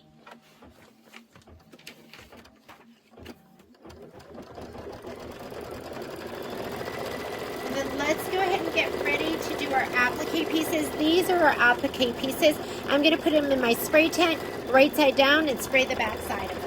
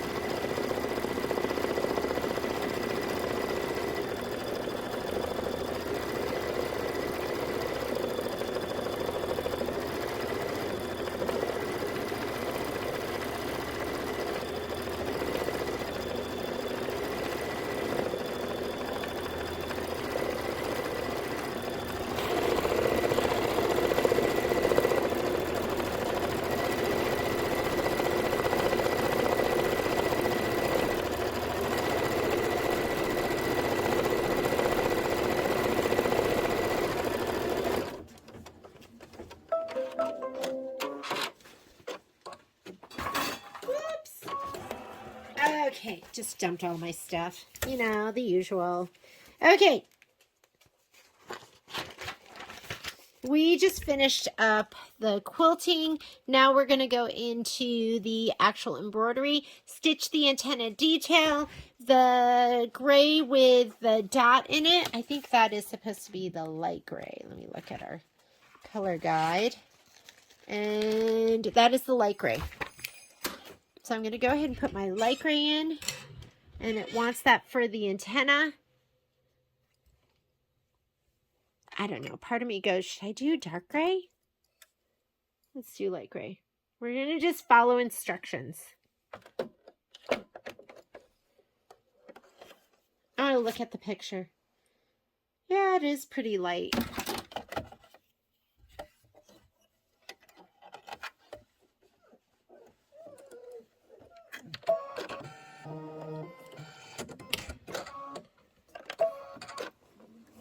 After we do the antenna, it wants you to stitch the lower wing placement line.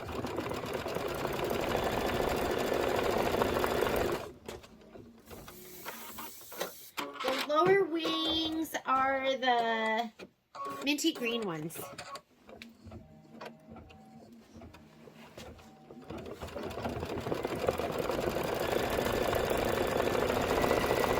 Coin looks pretty dark, even though it's my light gray.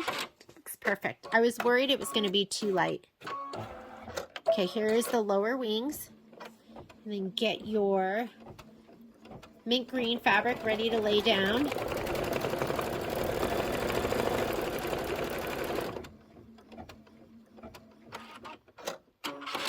Sometimes when it does stuff like that, I go, okay, I get an idea. I know where it's going to go. And I don't even do the rest of it. I don't always do my entire stitch line. But you have to fast forward. Now that's the tack down. And as far as the color goes, color doesn't make a difference. So this is my tack down. I always do my whole tack down. That's important. Once it does the tack down, then we're going to go ahead and trim close to the stitch line. And I made a note to myself that I was going to do the outline stitch in mint julep. And that's this color. Yeah, I think I'll go mint julep. So we're going to go ahead and trim, and then we'll do our satin outline.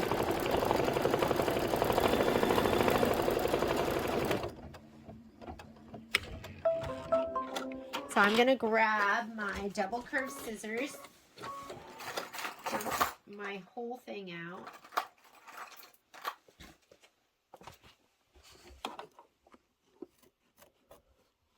Because it is 2 layers, shape flex and fabric, a lot of times I just use my snips when it's 1 layer. But if it's thick, and you really have to use that shape flex because this fabric in particular is really light, the honeycomb would totally show through. So you just don't want to have that shadowing.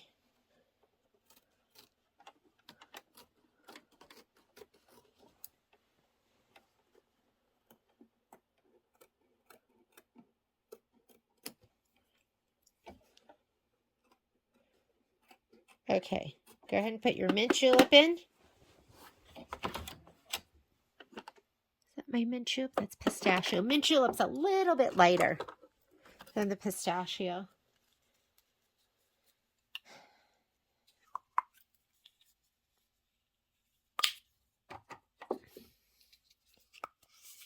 And then you have to pick whatever color you want to do the lower part of the wing detail.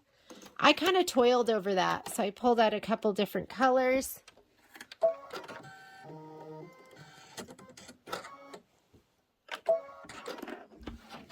So if you look at the butterfly, let's see if they have a real life.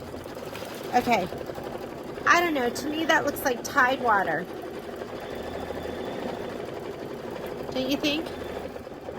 I think that's Tide water. So I'm going to use Tide water.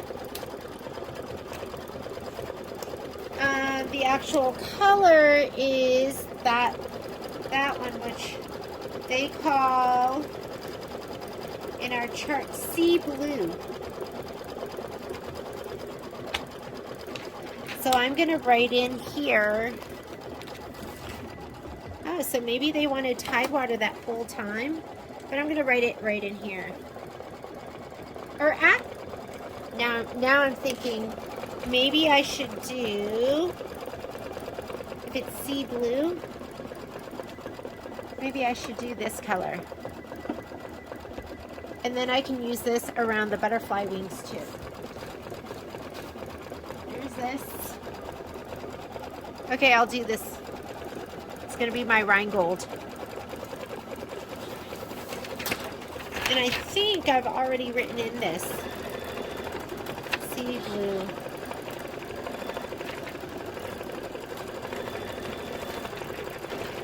Rheingold.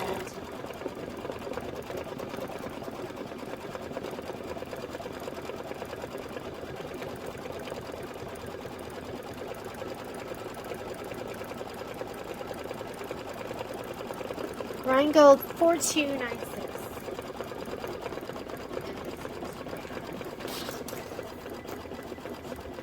Okay.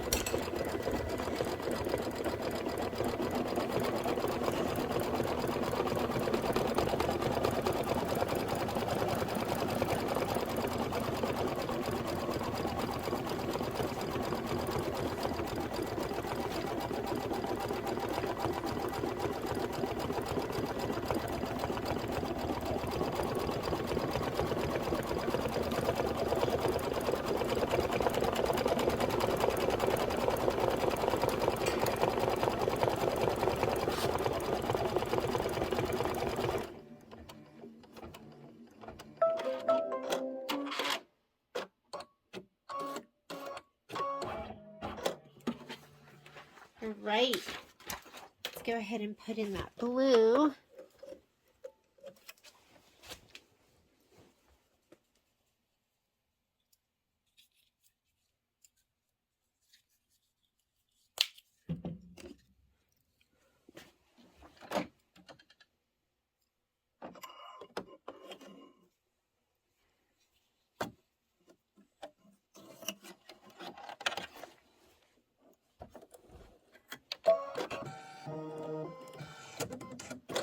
This is 21 minutes of stitching. We're 6 minutes into our stitch out.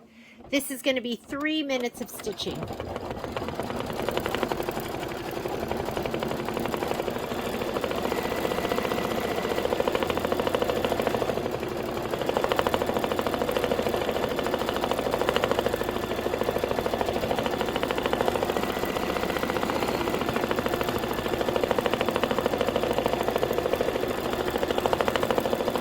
So what we're doing right now is we're doing this step right here. We're stitching the decorative stitches in the lower butterfly wings. After we do that, we're going to put the top wings on.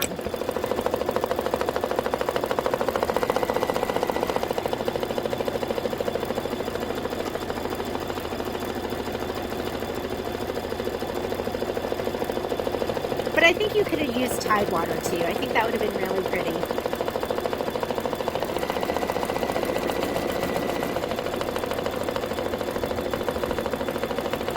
The top wings, I'm not even going to do that placement line because I know they're going to go right above these.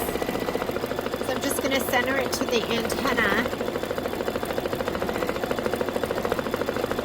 and we'll do the tack down.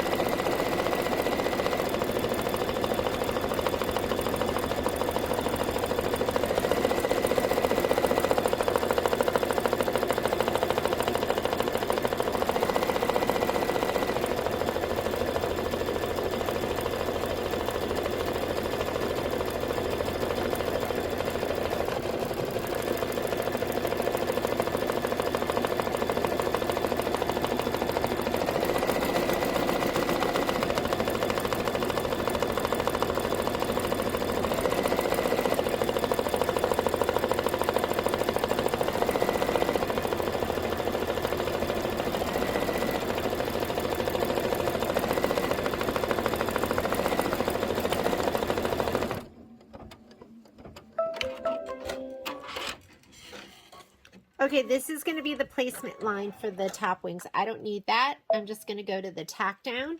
Make sure it's orange. That tells you it's tack down. And I'm just going to place it just like this. And I should have plenty of room. Let's see. Tack down. Tack down color doesn't matter. I was just checking because I still have that same blue in.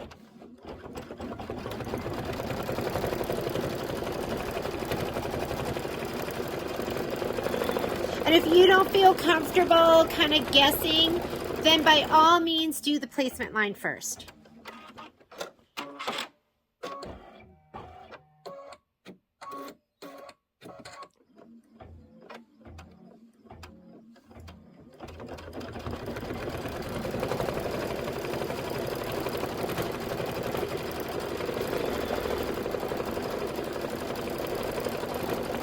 Get your double curved scissors. We're going to trim that. And then we're going to stitch the wing satin outline. And I'm just going to use this same blue. So pretty. Why not?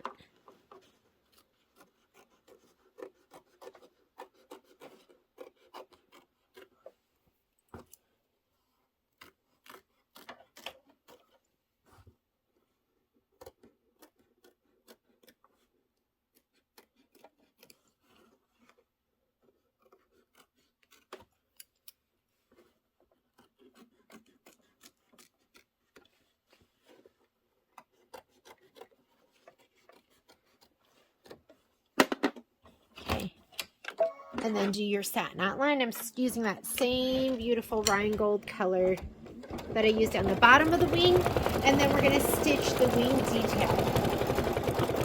Next color that it's going to call for is going to be some kind of yellow.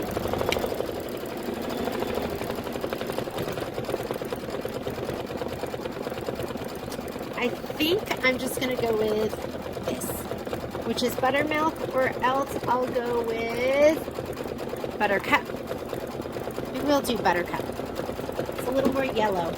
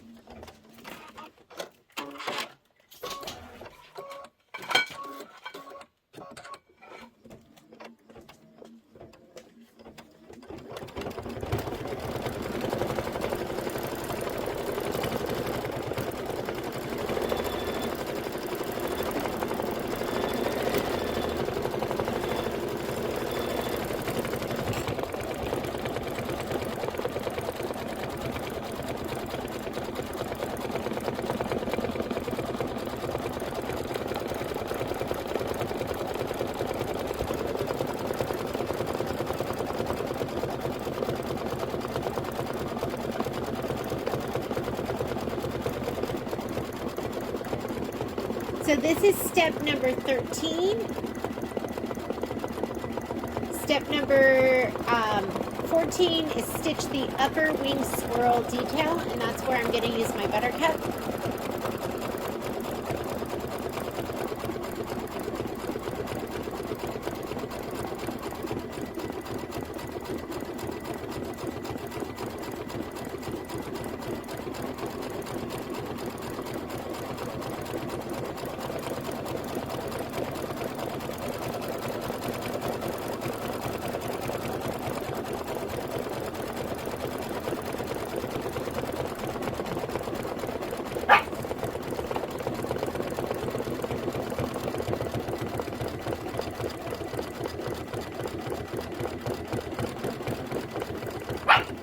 Sorry. Sometimes that's just what you get with my sew-alongs. All right, I'm going to take that out, or actually, oh yeah, color makes a difference. Let's go ahead and put your yellow in.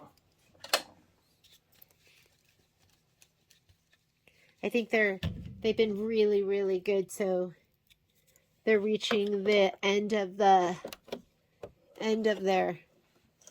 chill out state. You know how dogs are. It's like chill out or be crazy. All right, now it's going to do the pretty wing swirl. I'm doing that in buttercup.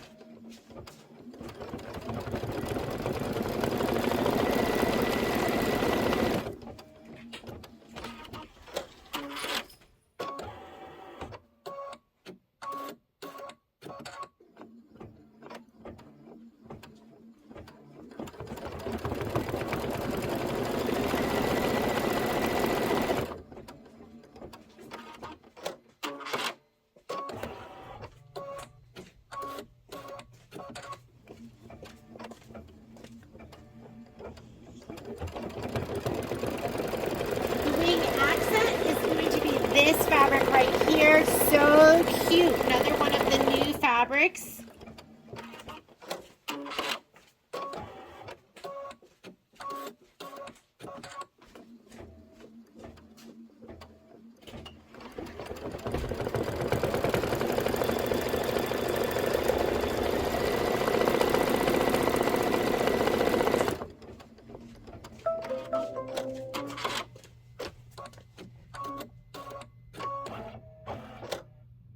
So I'm going to just go ahead and hit start. It's going to do a placement line for this cutie fabric.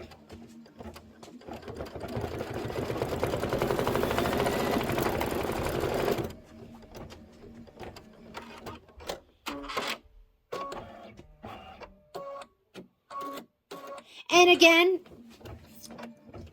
you don't even have to do that stitch. I'm just going to hit cut. I'm just going to fast forward. You know exactly where it's going to go. We want the orange, which is the tack down. And, you know, just work smart. You know where that stitch is going to go, so let me see my tack down. Okay, tack down needs to be done in, it's calling for tack down. Let me look at my color chart. It wants it in sea blue. Sea blue. And then it wants the, oh, you know what? Actually, it wants it in blue and then sea blue. So I'm going to go ahead and I already used the blue. I was thinking we could do this in, I pulled some choices. I think that kind of periwinkle would be really, really pretty. So we could do this color. That looks really pretty. Or else we can do that like light green, which would maybe be more like this color. I think I'm just going to go with this. This will be my accent color.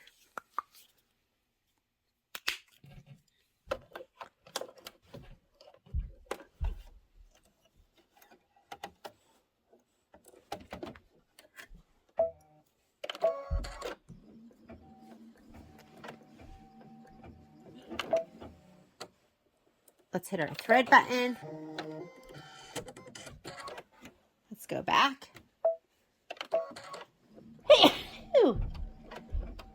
Excuse me.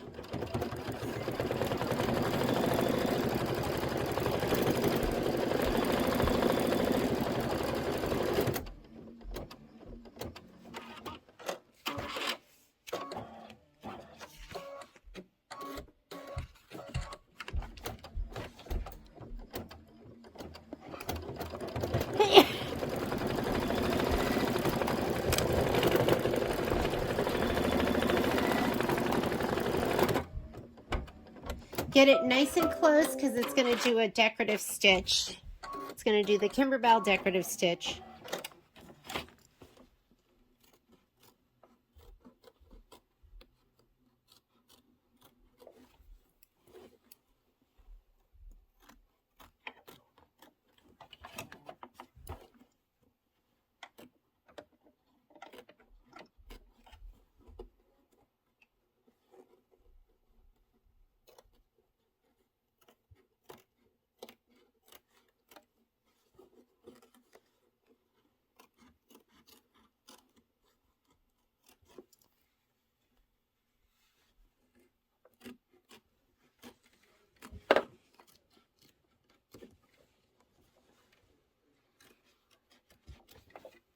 Alrighty, I'm going to slide that on, let it do that gorgeous decorative stitch.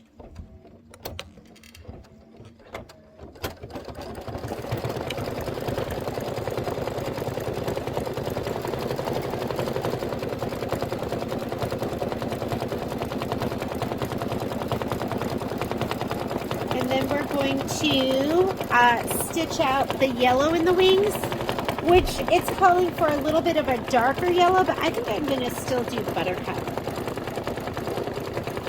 Why mess with a good thing, right?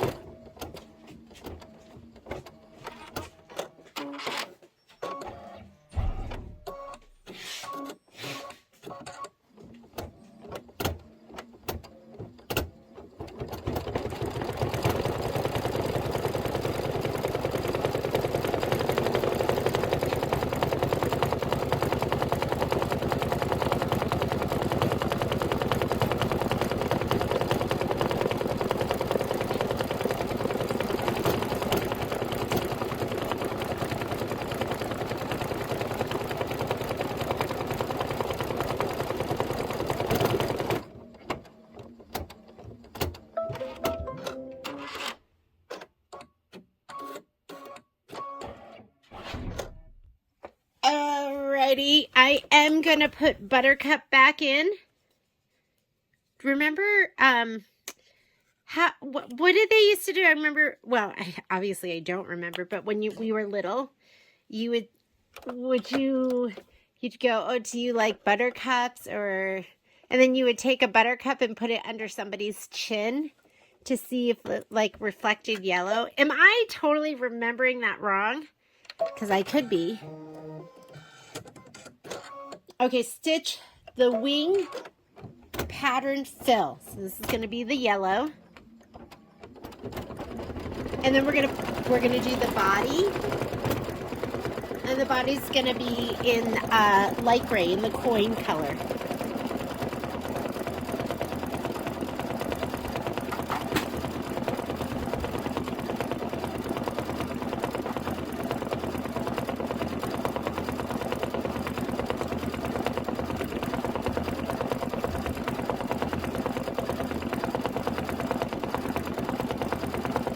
This is 3 minutes of stitching.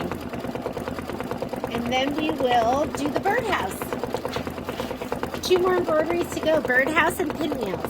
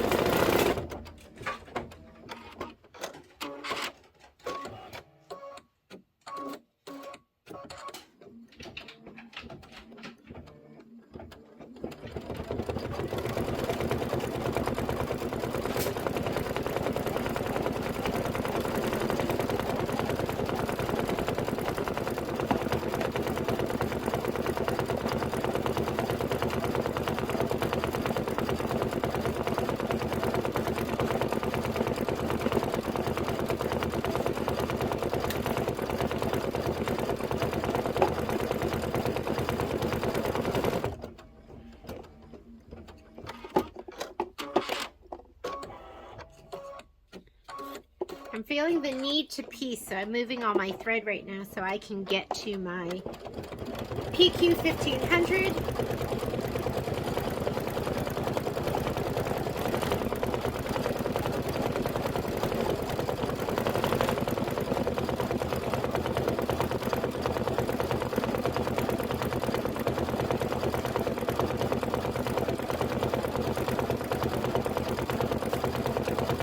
Found my cleaning brush.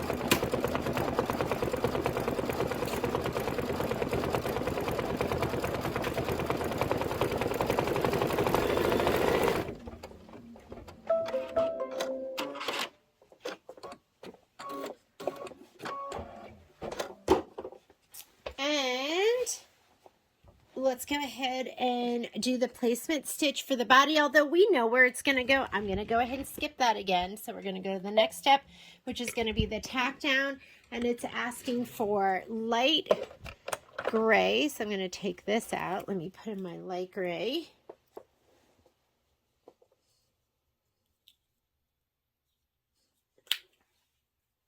Swap these two.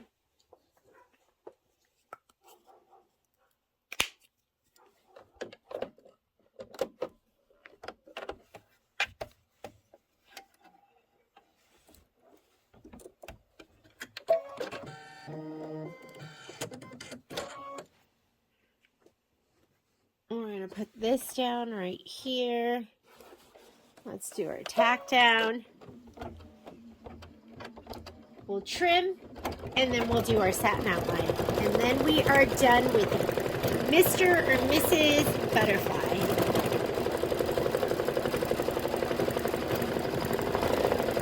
Mr., Mrs., or Ms.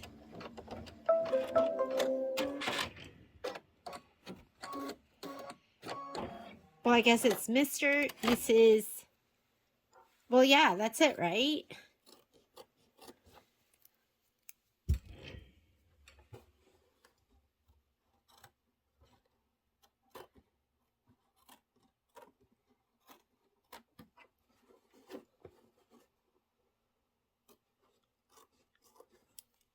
Oh, that wasn't even close.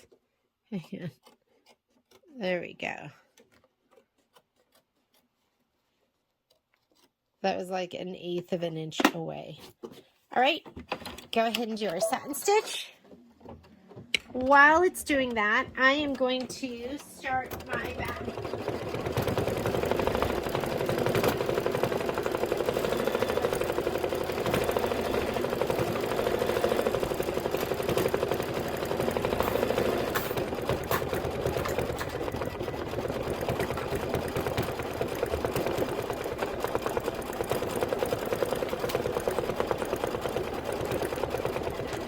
I think the back is supposed to be 24 inches. I can't remember.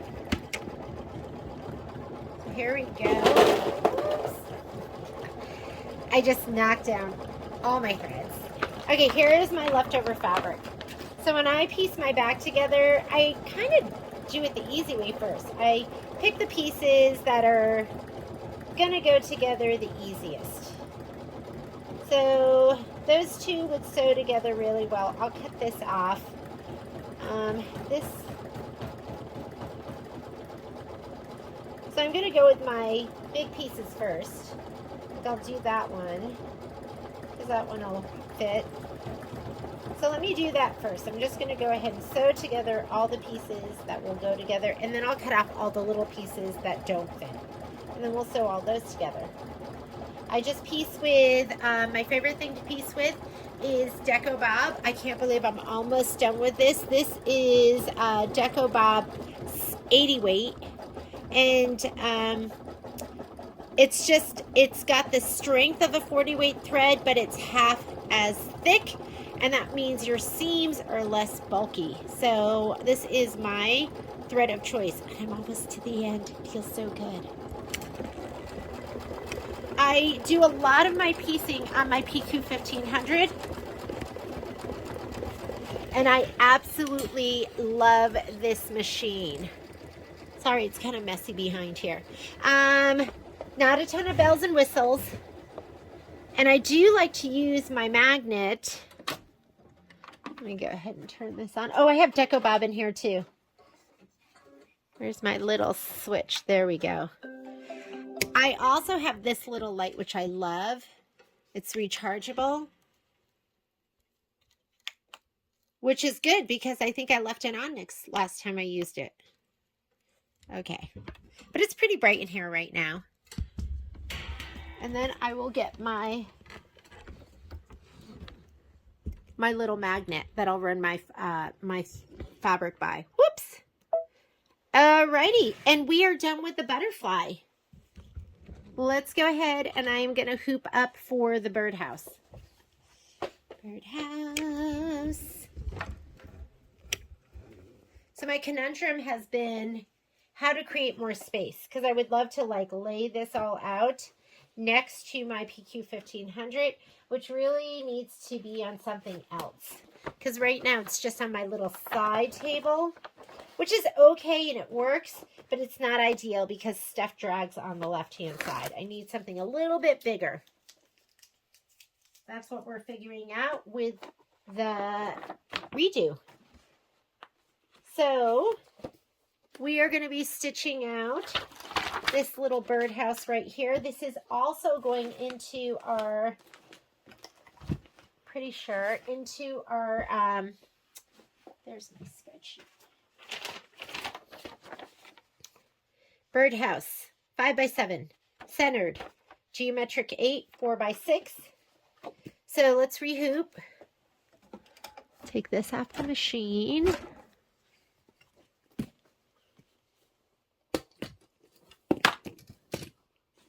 This looks perfect. I'll have enough for 2 more hoopings, and I have 2 more embroideries that are going to fit in the 5x7.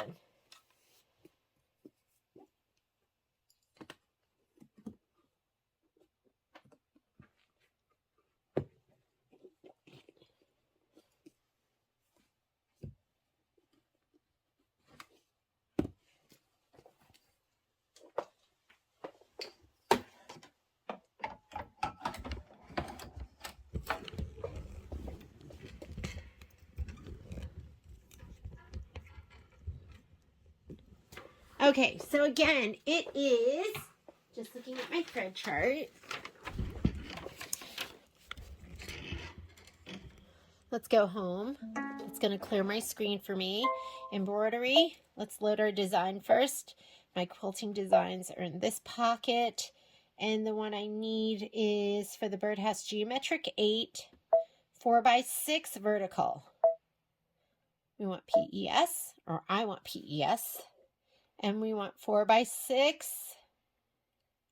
This is 4x6 horizontal. This is 4x6 vertical. Go ahead and set it. We're going to add. And the design we're adding is Birdhouse. And that's in my upper USB. Set.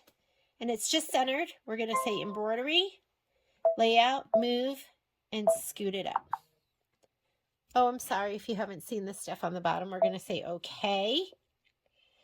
And we'll go here so we can see what we're stitching. First stitch is going to be placement stitch for our batting. And while it's doing that, I'm going to spray.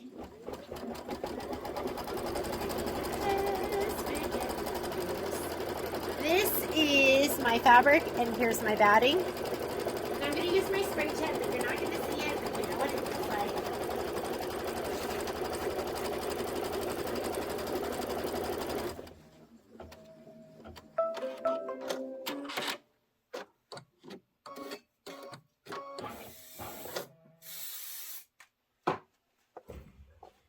like. Okay, let's lay this down first.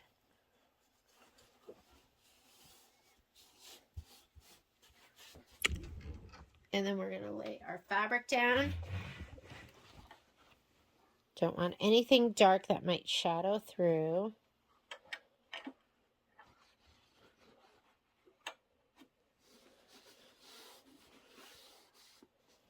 Okay, we're going to skip the next 2 steps. This is tack down of the batting, placement stitch for the background fabric, tack down for the background fabric. Go ahead and just stitch it down. Then we'll put in white to do the quilting. This is the last actual embroidery design. Then we're on to our borders.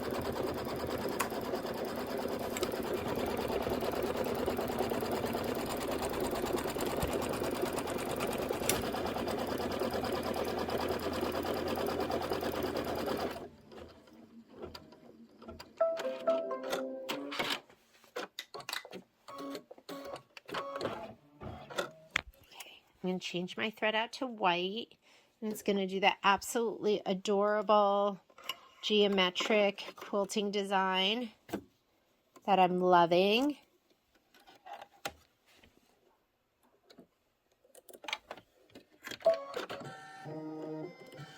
I think this for me is an all-day project. Like, I can start it in the morning and finish it in the evening, or like a great weekend project.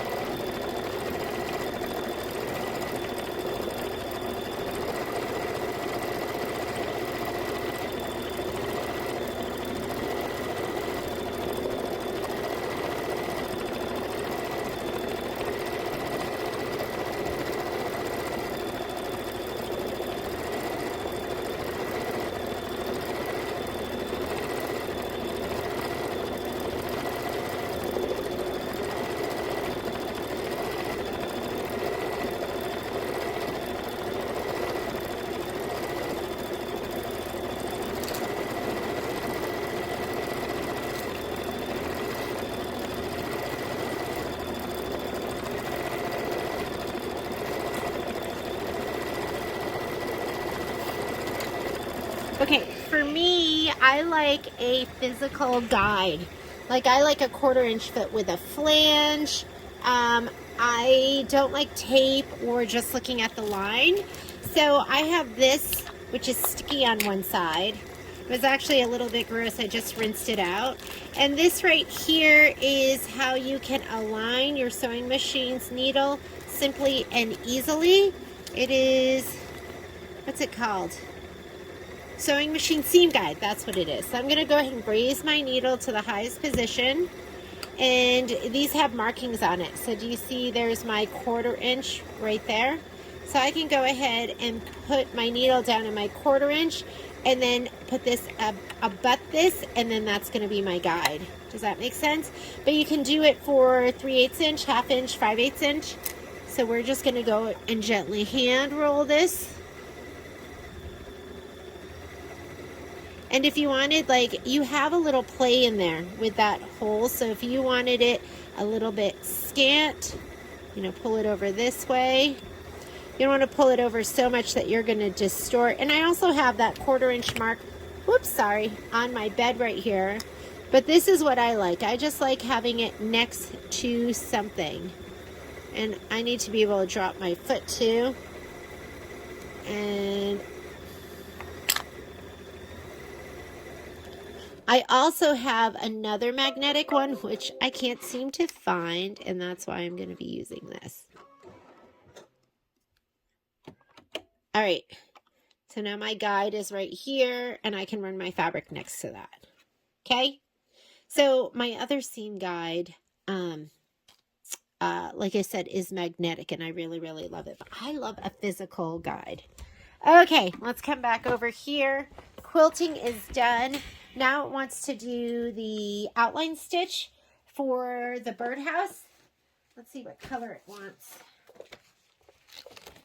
So now stitch the house placement line. Our next color is going to be that hot pink. So I'm going to grab that hot pink now. Hot pink. I'm going to grab this, and we'll use this for our placement line,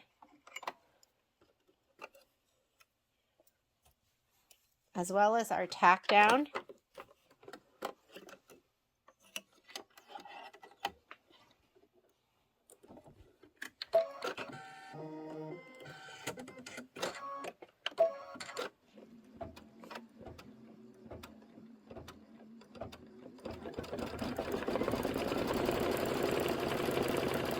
Let me spray my fabric. I'm going to give both of these a shot of spray. This is the main house and this is the top of it.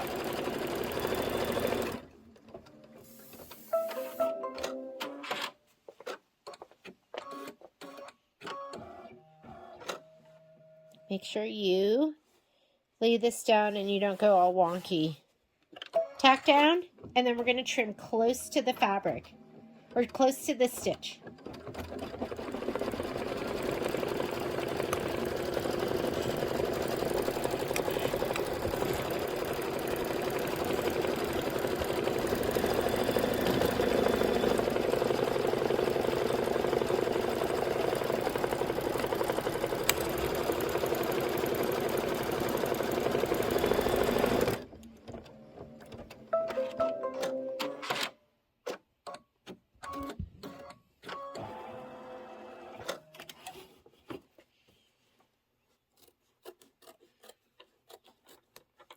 Close to the stitch, it's going to do the Kimberbell decorative stitch.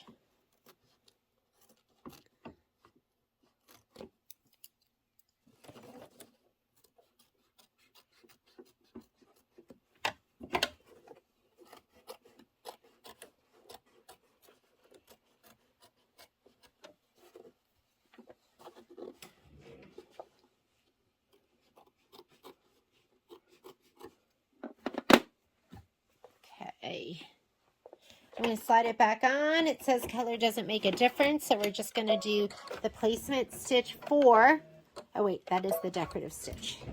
So here's the decorative stitch first. That's going up and down both sides.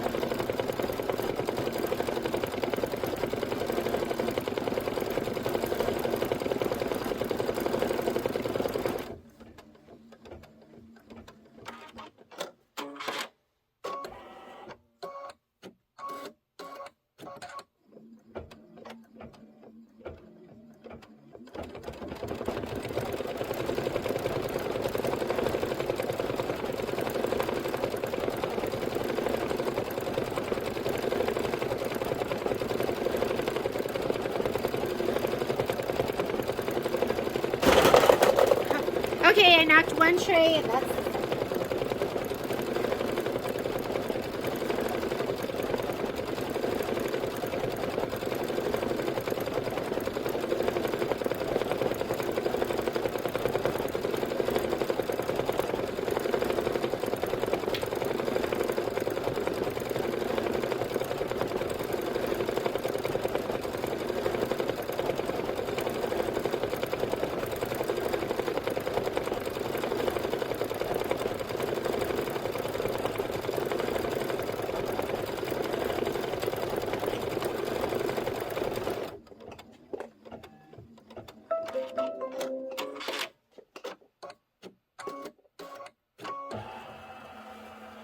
All right, just going to start it again. It's going to do the placement line for the top of the birdhouse, which is the yellow New Doodle flat fabric.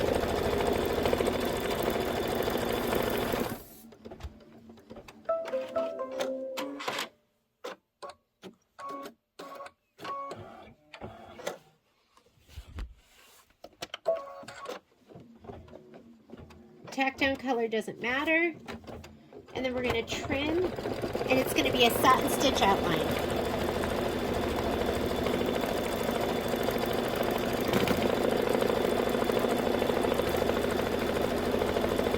Not a ton going on with this one.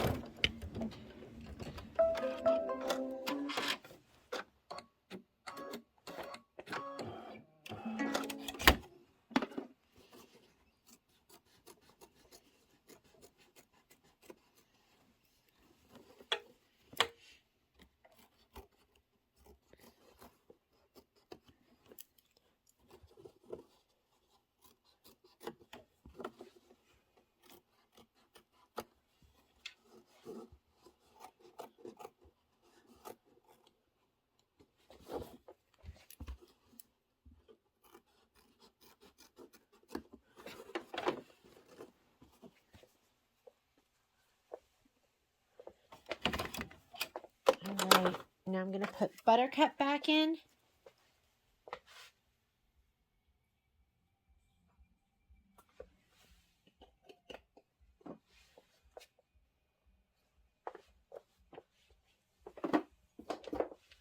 Here it is. Where's my Buttercup? Here it is.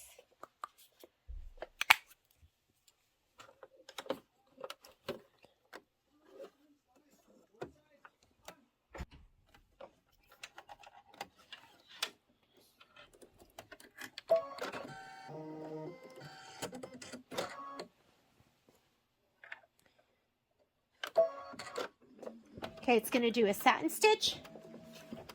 And then you want your lead gray. So you want the gray, and then you also want your brown, whichever brown you're going to be using.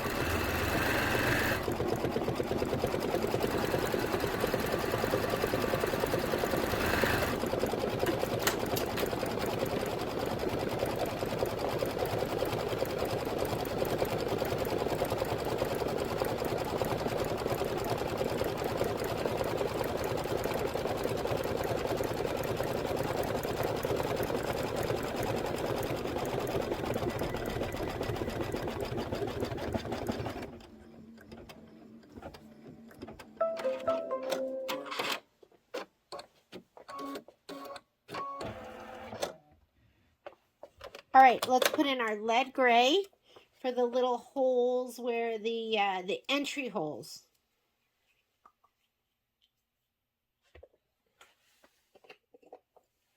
Lead gray.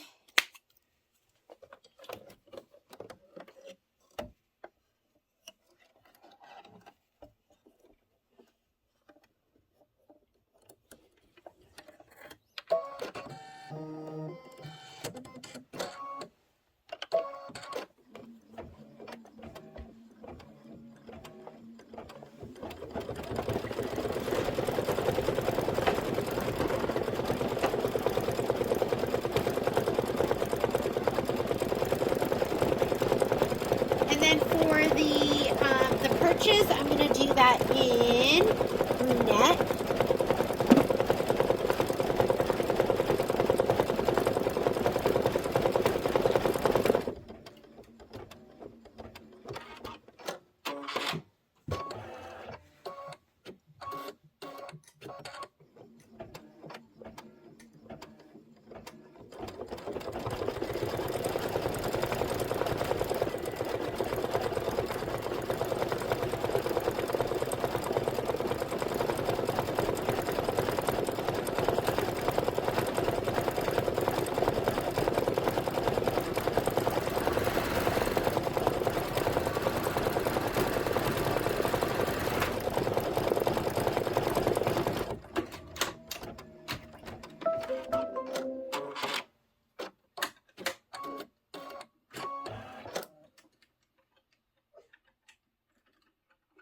All right, let's go ahead and look how cute this is looking.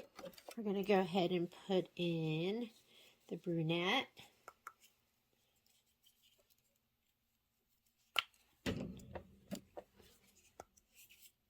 Isn't that so pretty? It looks like almost lacy on the side. And then we're going to do our pinwheels. And I think that's it. Well, that's not it, but you know. For the main embroideries, that's going to be it.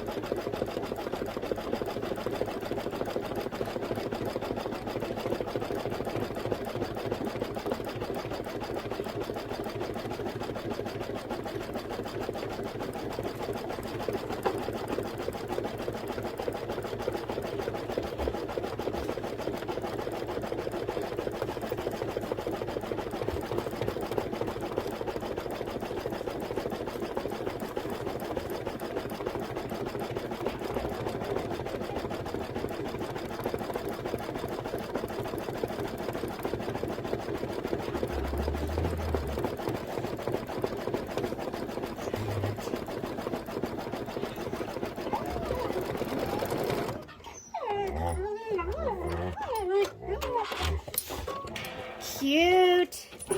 Okay, now it's going to do the bottom perch, and then we're going to be done with this one.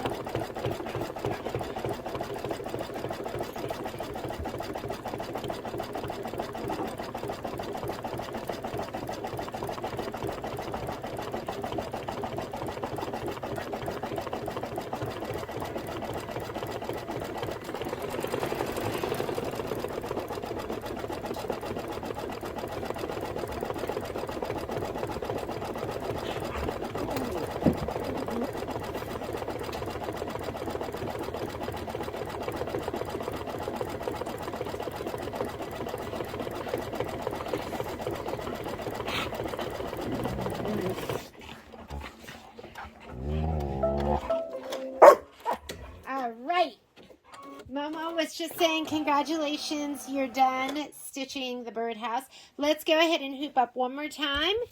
We're going to be hooping up in the 5x7 again. This is me chain piecing, but I needed to press as well. Chain piecing. Let's go ahead and unhoop, rehoop. I see the light at the end of the tunnel. And let's see if we can get, whoop, whoop. There you go.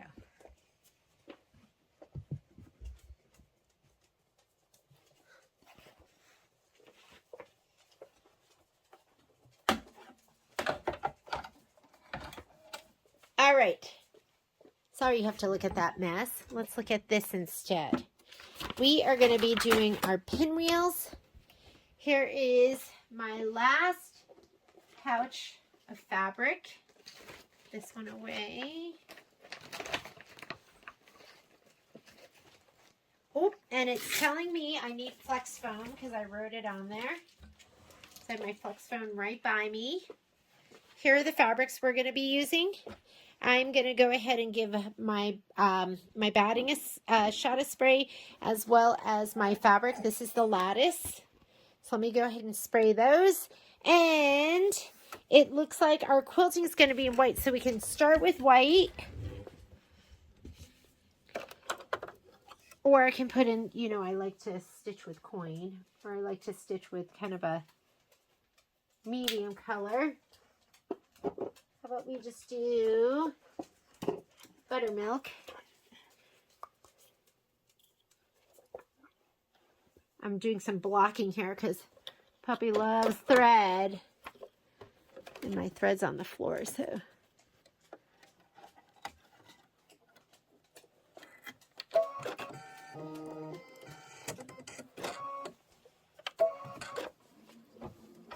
Oh, good girl.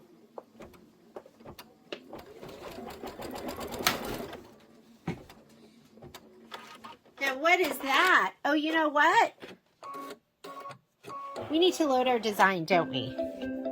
Okay, that just stitched out the last stitch out with the birdhouse, which we don't even need. But I'm going to go home, and I'm going to grab my spreadsheet, if I can reach it. And we need Spring 2, 4x6. Spring 2,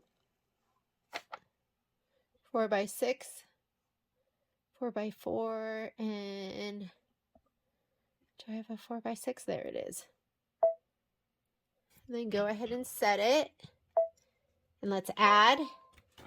We're adding the pinwheels. Yes. My baby. And life is better. Where's the pinwheels? There they are. With the little caterpillar. It's so cute. We're in Touch Embroidery, which is going to combine our two designs. Go to Layout or Edit, whichever one you have on your second screen. Nudge it all the way up. Say OK. And I'm going to come right here. We're going to do that stitch out. That is the placement line for the batting. And I'm going to spray my batting and my background fabric.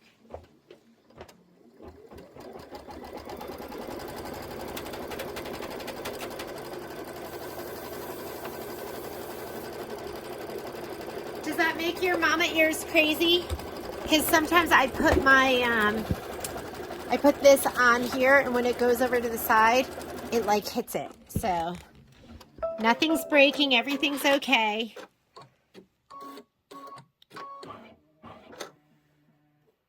All right. Now I'm going to grab my background fabric, and let's skip some steps. So the next step is tack down for the batting. Don't need it because we cut to size. Placement stitch for the background. Don't need it. We already laid it down. And there's our tack down for our background.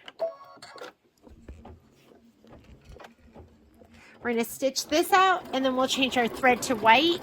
And it's going to stitch the Spring 2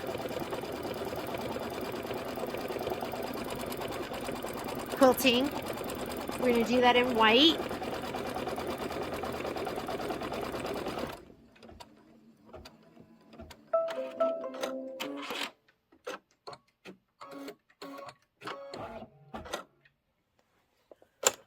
Change out my buttermilk. We're going to put white in. You know what? I'm just going to power through this project. I'm going to do it all tonight. I will pause this video though after we do this. This will be the last of the embroidered blocks. Here we go with the quilting.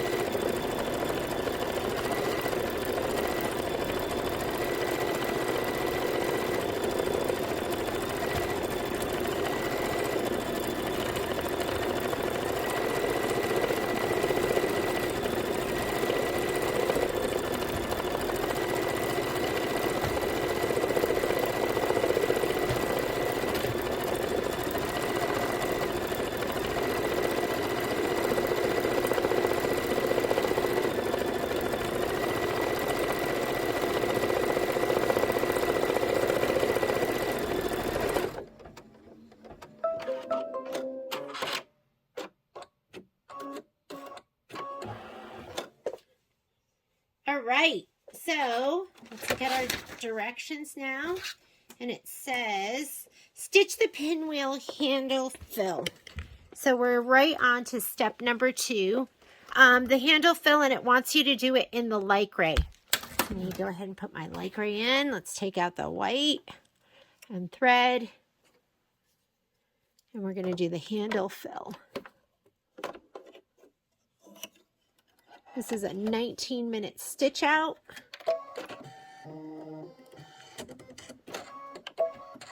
And then after that, you're going to stitch the pinwheel 1 blades placement line. 1 blades, that's going to be the blue one. I'm going to give that a little shot of spray as well as the yellow. So we're going to put, these are the blades. And then the other blades are going to be these. So I'm going to give those 2 a little shot of spray to the back. This is going to go on top. Am I doing that right? Blades, yes. And then blades.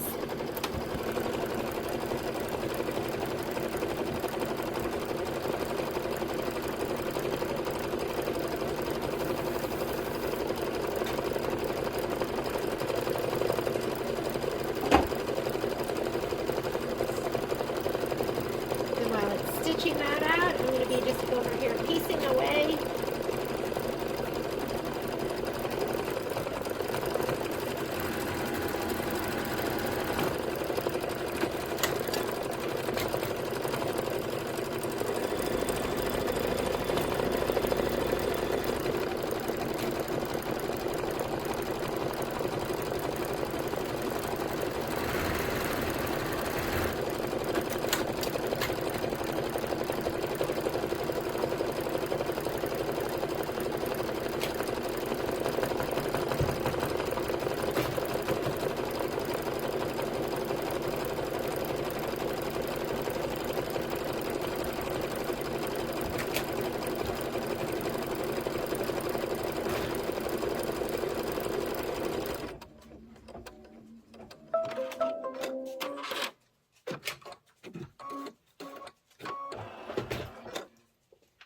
right. Color doesn't make a difference for the next one, so I'm just going to go ahead and just leave in the coin. Then I'm going to lay the fabric down, and then we're going to do the tack down. After the tack down, it wants you to trim close to the stitch line.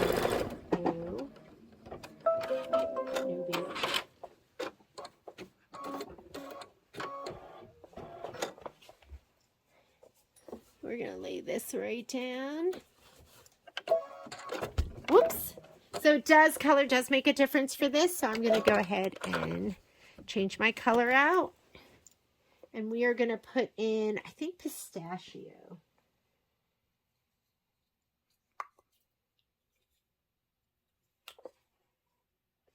Mint julep. Or mint julep. Mint julep. We're going to do mint julep.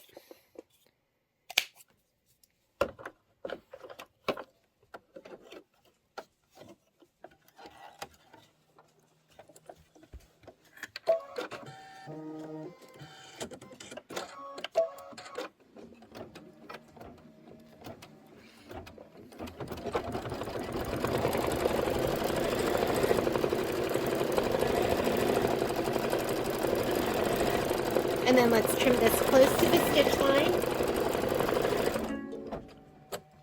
Bobbin thread. Let's go ahead and cut.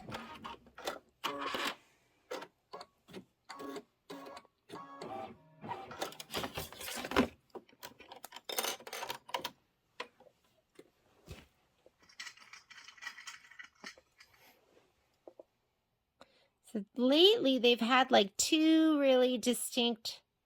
threads that have been sticking out. I wish it was just one because it's a little confusing.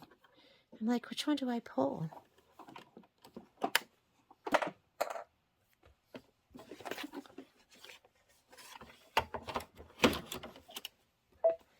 -10, keep stitching.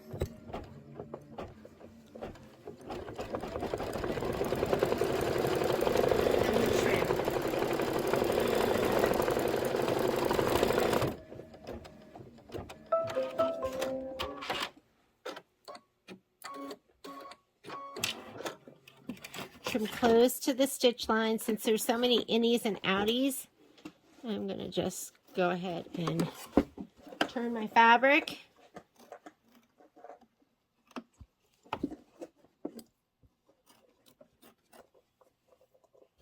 No.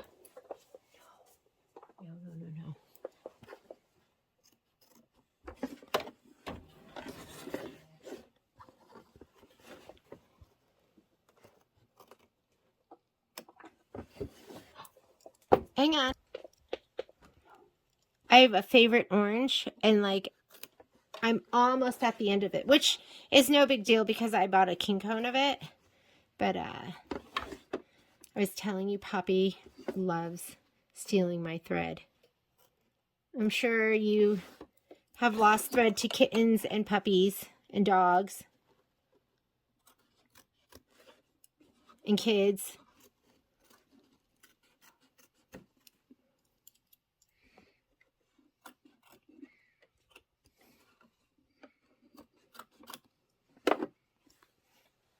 Okay, we're going to slide this back on, and it's going to do that gorgeous stitch.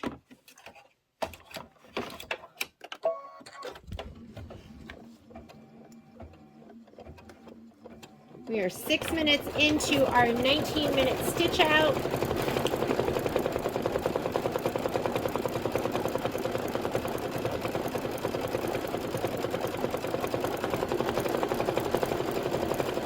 Then we might as well switch to our buttermilk. Or buttercup. I'm doing buttercup.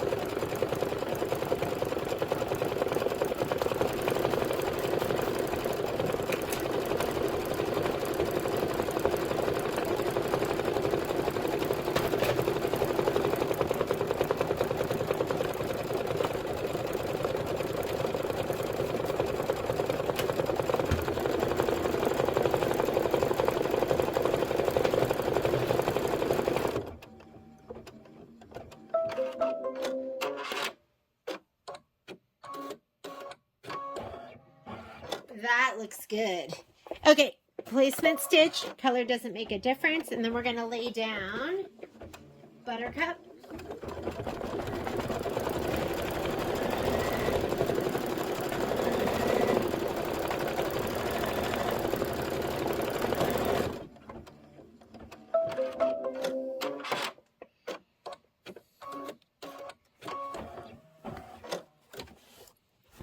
Change your color. Color makes a difference now. Go ahead and put your buttercup or whatever yellow you're using.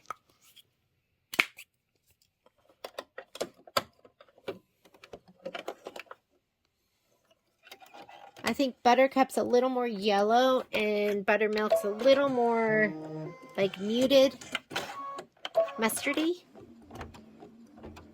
So you're going to do your tack down, we're going to trim, and then we're going to do the decorative stitch outline.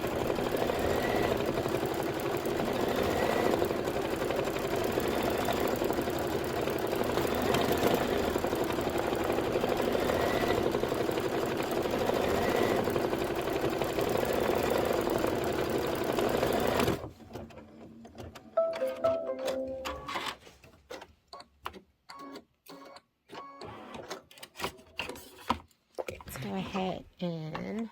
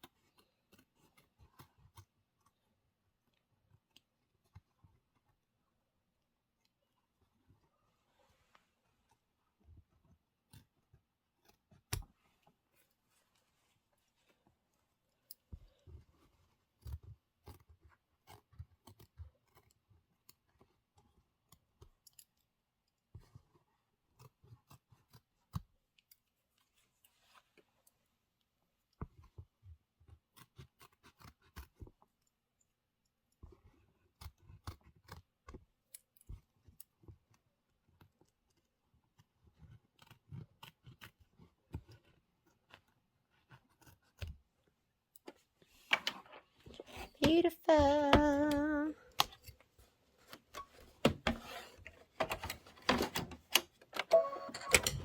Go ahead and do the decorative stitch outline. Then we're going to do the flex foam.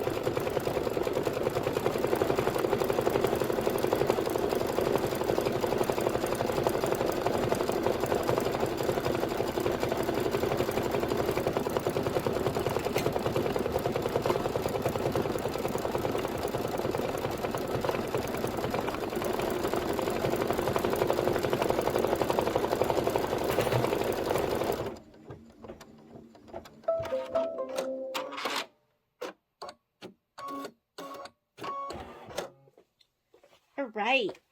So you need to lay it down flex foam, and if you look at the picture right here, there's a placement stitch, but you can see it's going to be nestled in those blades.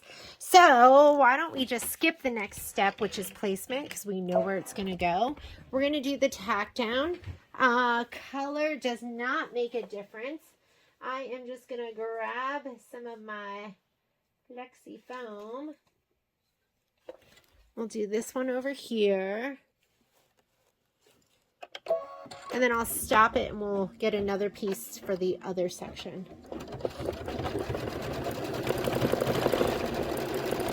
Maybe we won't even need another piece.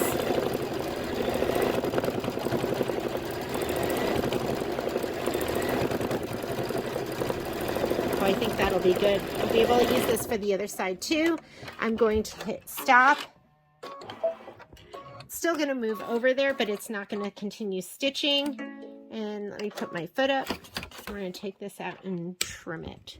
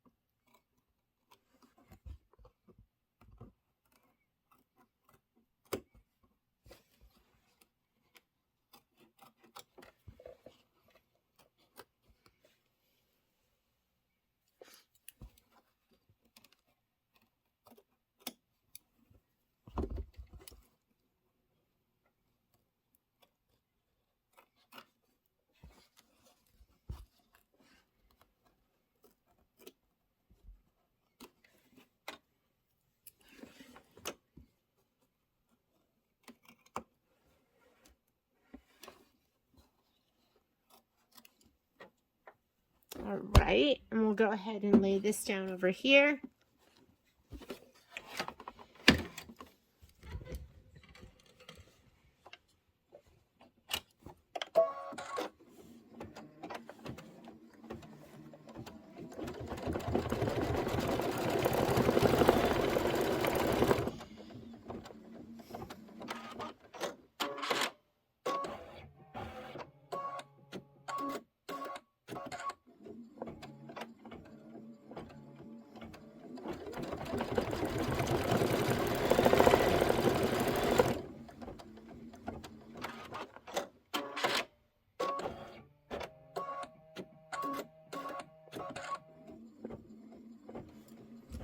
Now the next placement lines, we don't need those either because the fabric's going to go right on top of the foam. So you can just grab your 2 pieces of fabric and give them a little shot of spray.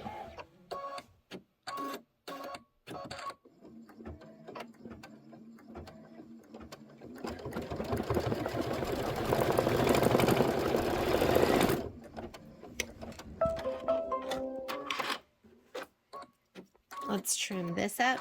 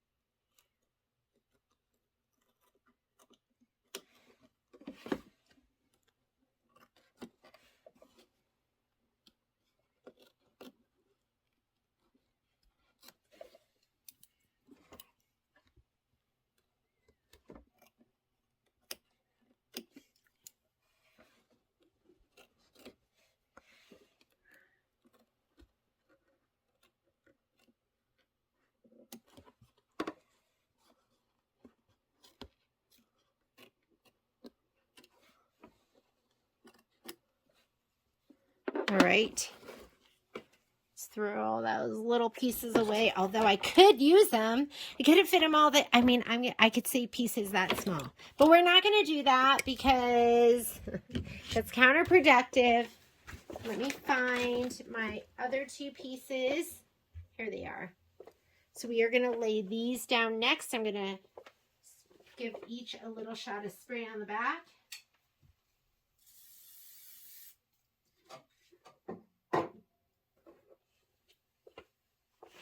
And we're going to put this one down here. Let's change our thread color. It says stitch the pinwheel center placement, place the pinwheel 1 fabric right side up, tape in place, stitch the pinwheel center tack down. So I'm putting this color back in, this gorgeous rhine gold color.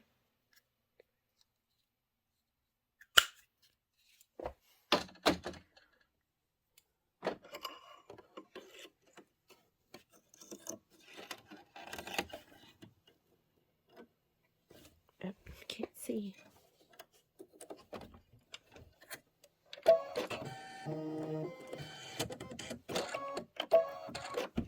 So there is going to be a center tack down.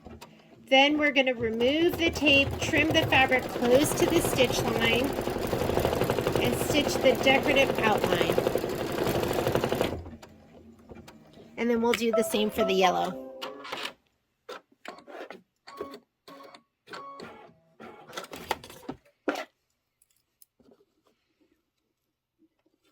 Oh, you know what? That was the placement. This is the tack down. I'm going to do the tack down because the tack down goes around twice.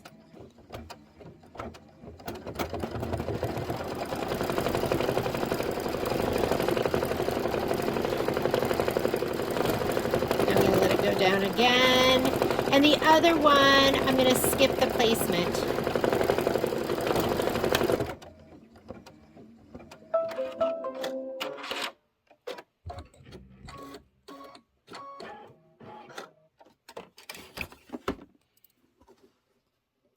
You want to get nice and close because it is going to do that pretty stitch.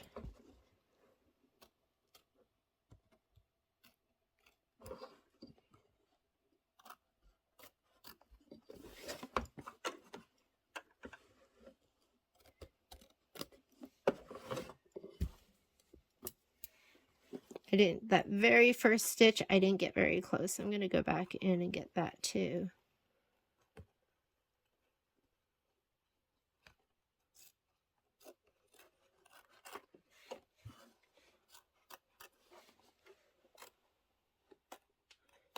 Sometimes a little bit of just getting it nice and taut can help with the cutting too.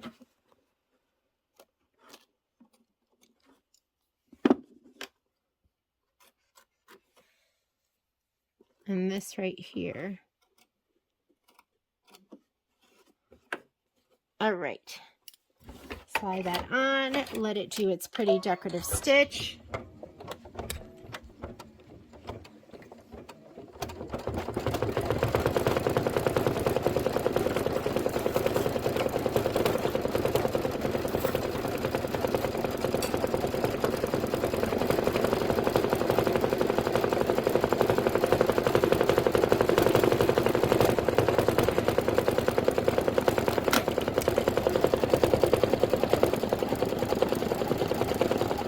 Okay, but the next one, I'm going to skip that placement stitch.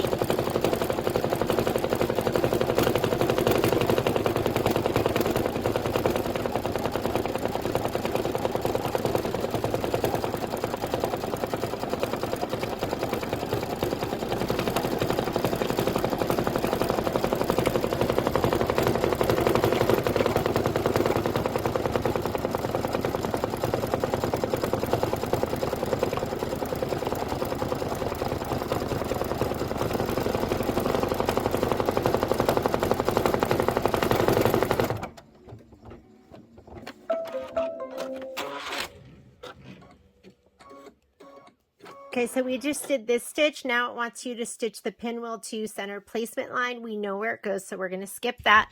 But you got to do it over here too, which is what I didn't do for the last one. And you know you're on orange because orange is a tack down. Now we're going to place the fabric. I'm not going to tape it down, but I did already spray it. And now we're going to go ahead. Let's change out our thread color because we don't want this blue in here. I'm going to change it to Buttercup. And this has been, by the time we're done, I think it's going to be another 3 hours of stitching because it's really like for the embroidery, I'd say 6 hours of stitching. We haven't done our borders yet, and I'm guessing the borders are going to take about an hour.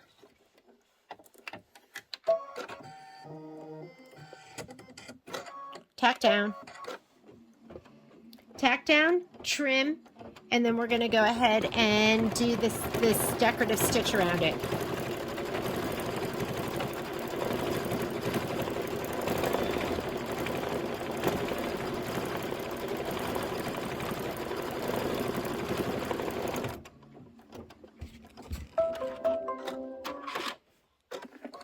I got my little snips out. I really love these two. These are Havel snips, and they're a little bit longer than my Femori snips.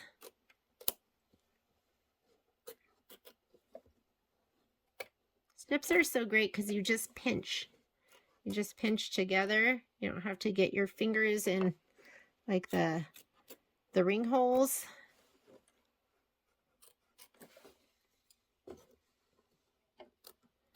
I find it really easy to switch them from one hand to the other. And I can come in at like any direction.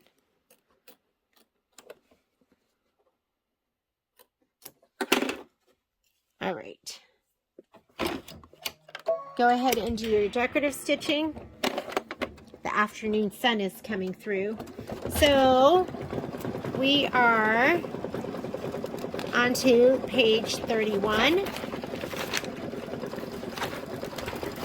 And it is doing this step right here, the decorative outline. Then we're going to change the bottom bobbin to water soluble or visible color. So you need to get your vanish bobbin, and we're going to put orange in. We're going to fringe that. So we're going to do orange and black. We're doing a woolly caterpillar.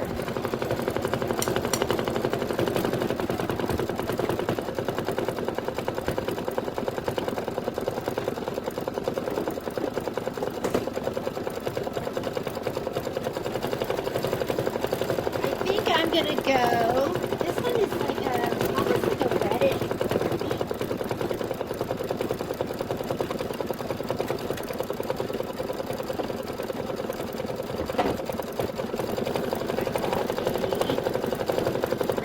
bird.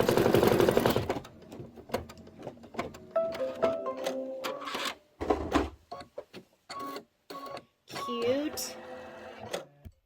I'm going to use this color. It's another Rheingold, and it's 4221. And it's like a really nice reddish orange. So I'm going to put that in. But any orange would do. Who's going to be looking at your caterpillar? I didn't even realize there was a caterpillar in this. Like, I didn't even notice it. Even though, well, I never really sat and, like, stared at the pillow. But I didn't notice it until I started stitching out this block. And then I went, oh, look. There's caterpillar. We used to, growing up, we used to love these caterpillars because they were so soft and fluffy and not disgusting like gypsy moths. I forgot, what are these caterpillars called? Are they teddy cat? Whoa. Okay. So let me cut that because once again, I'm talking and not thinking, and I didn't put in my vanish thread. Did I scare you? But these are always easy to pull out. You know, when they're wide stitches like this, satin stitches, things like that are easy. So not a big deal.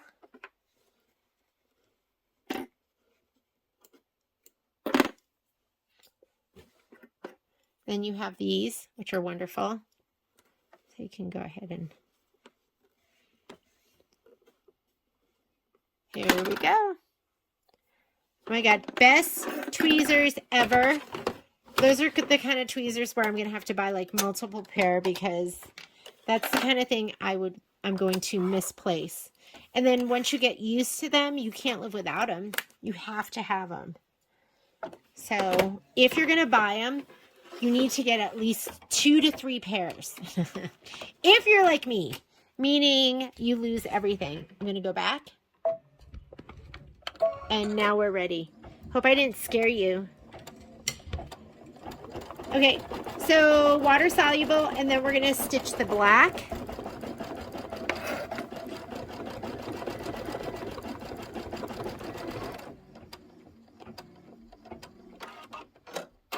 And the black, we're also going to do that in, we're going to leave that water soluble in for the black too.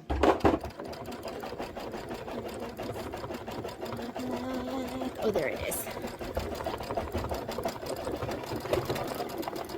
It's just so nice for it to be so warm here.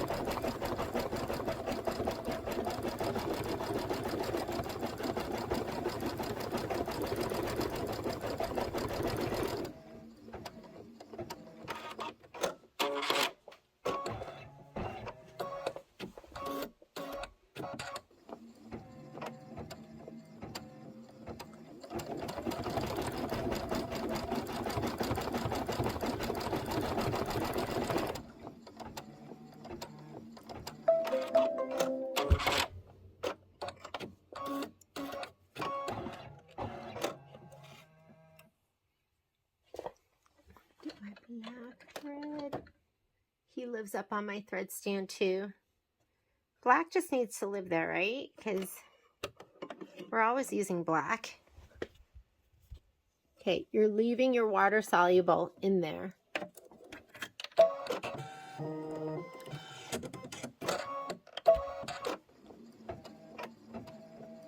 Okay, I'm gonna get my sponge and make him all wet again. He's dried off in the Nevada desert.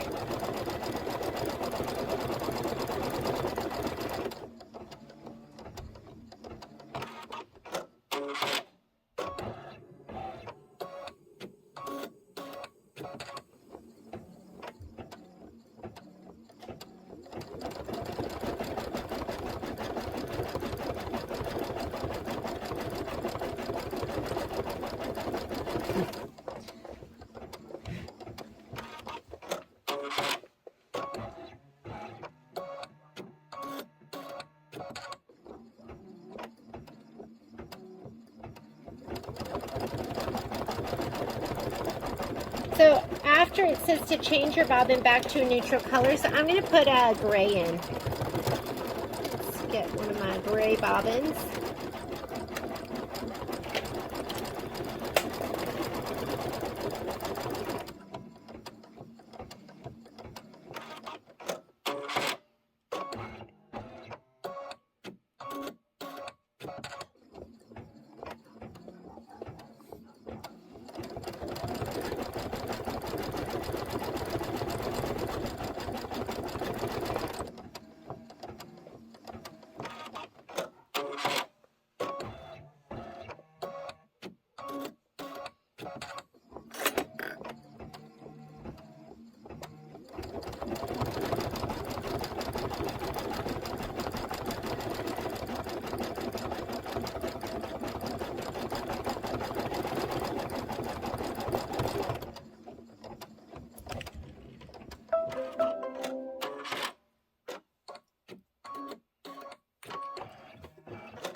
Okay, I'm going to pop out this bobbin, and now we're going to put in a gray bobbin, and this is going to hold those fringe stitches down once we wet the back.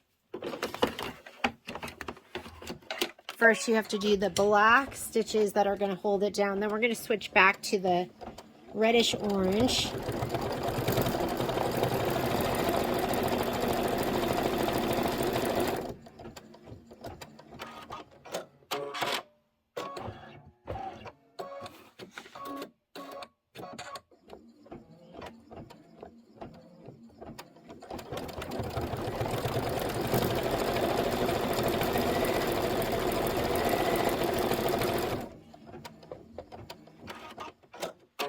I think what I'm going to do is I am going to wet it to get rid of all the water soluble, but I'm going to fringe it after I put it together, because if you read the instructions, they want you to tape it out of place, and I just don't want my tape to like pull out some of those pieces.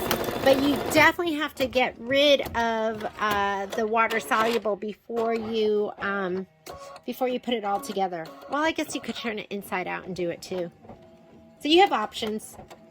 But I'm going to leave it like this until I'm ready to fringe.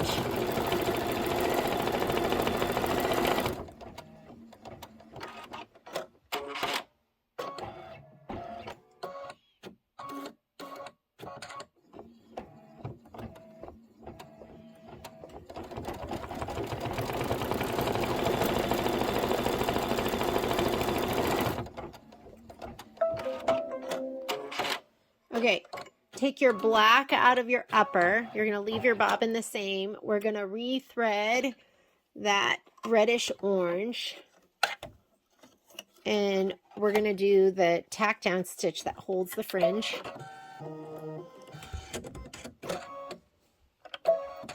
And then we're going to do one more row of fringe. So we're going to change our, after we do this, we're going to put our vanish thread back in.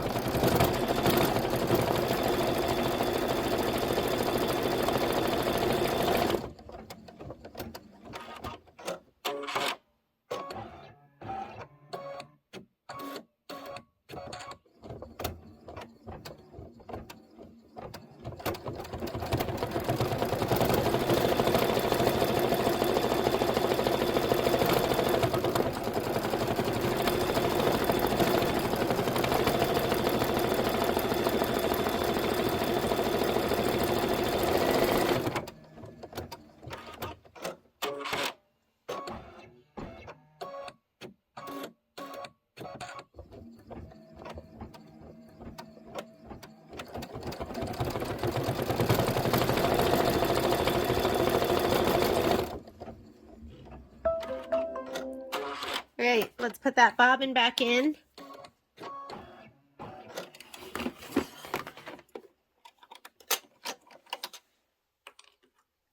Vanish.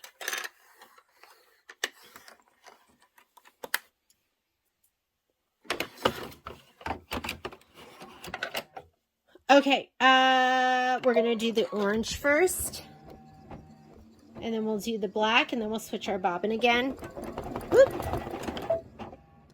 That thread flew up in the air, didn't it?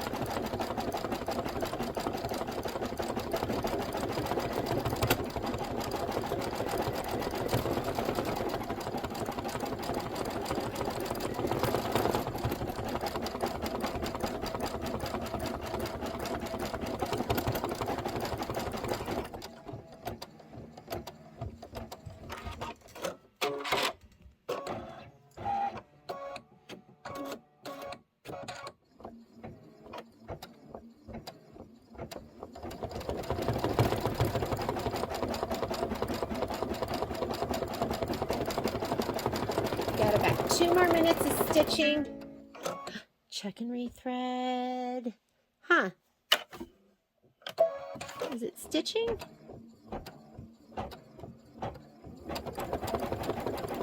Nope. Okay.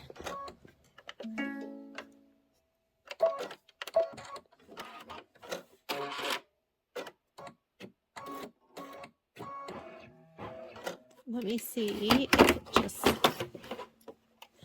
thread didn't catch. I'll redo the bobbin first.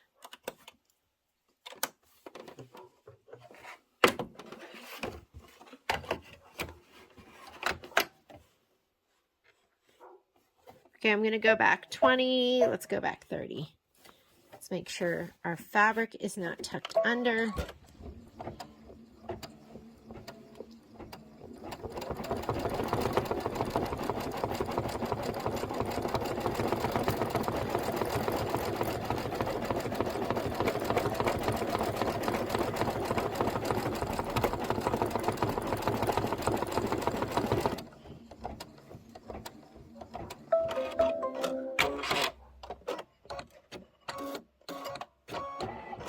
Okay, we're going to put our black in, still using the water-soluble bobbin.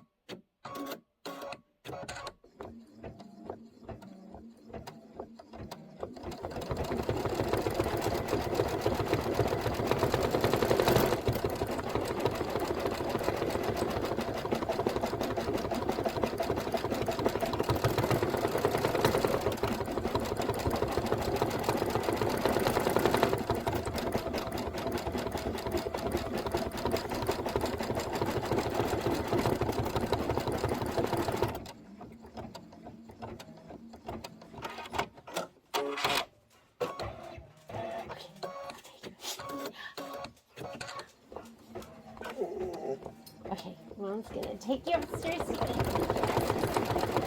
are so close. We are so close. Yes, we're so close.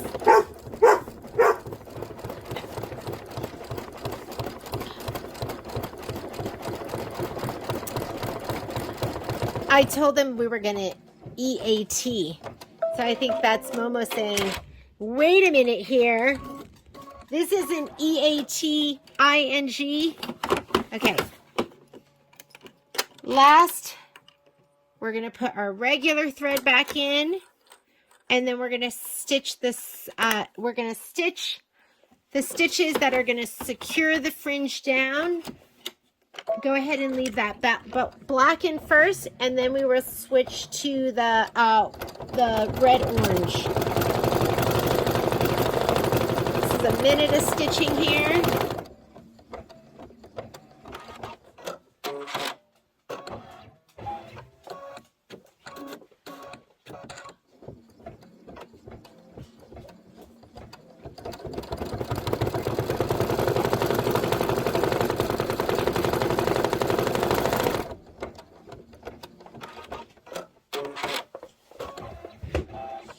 One more little section of black. I tricked them. I told them I was going upstairs with them, and then they went out the door, and then I shut it. Mean mommy. Okay.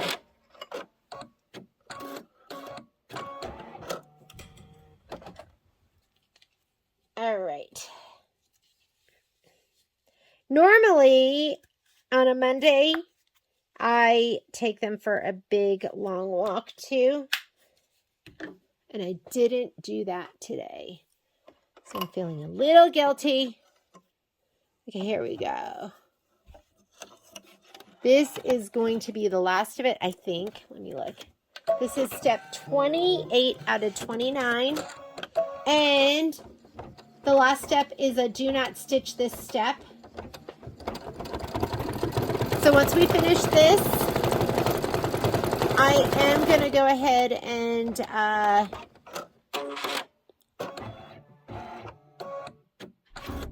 thinking I'm going to like sew it all together first and then unfringe this. Just trying to think of like what the best thing to do, because I don't want to worry about those fringes getting sewn in. And quite honestly, he's so cute just the way he is, although I know he's going to be adorable the other way. And we are done. That is your pinwheel block. I am going to stop my filming here, and I will come back and stitch out the inner borders, the flange, and then we'll do a video where we stitch it all together, where we press, trim, sew it all together, and I'm hoping to do that later on tonight. Thanks. Bye.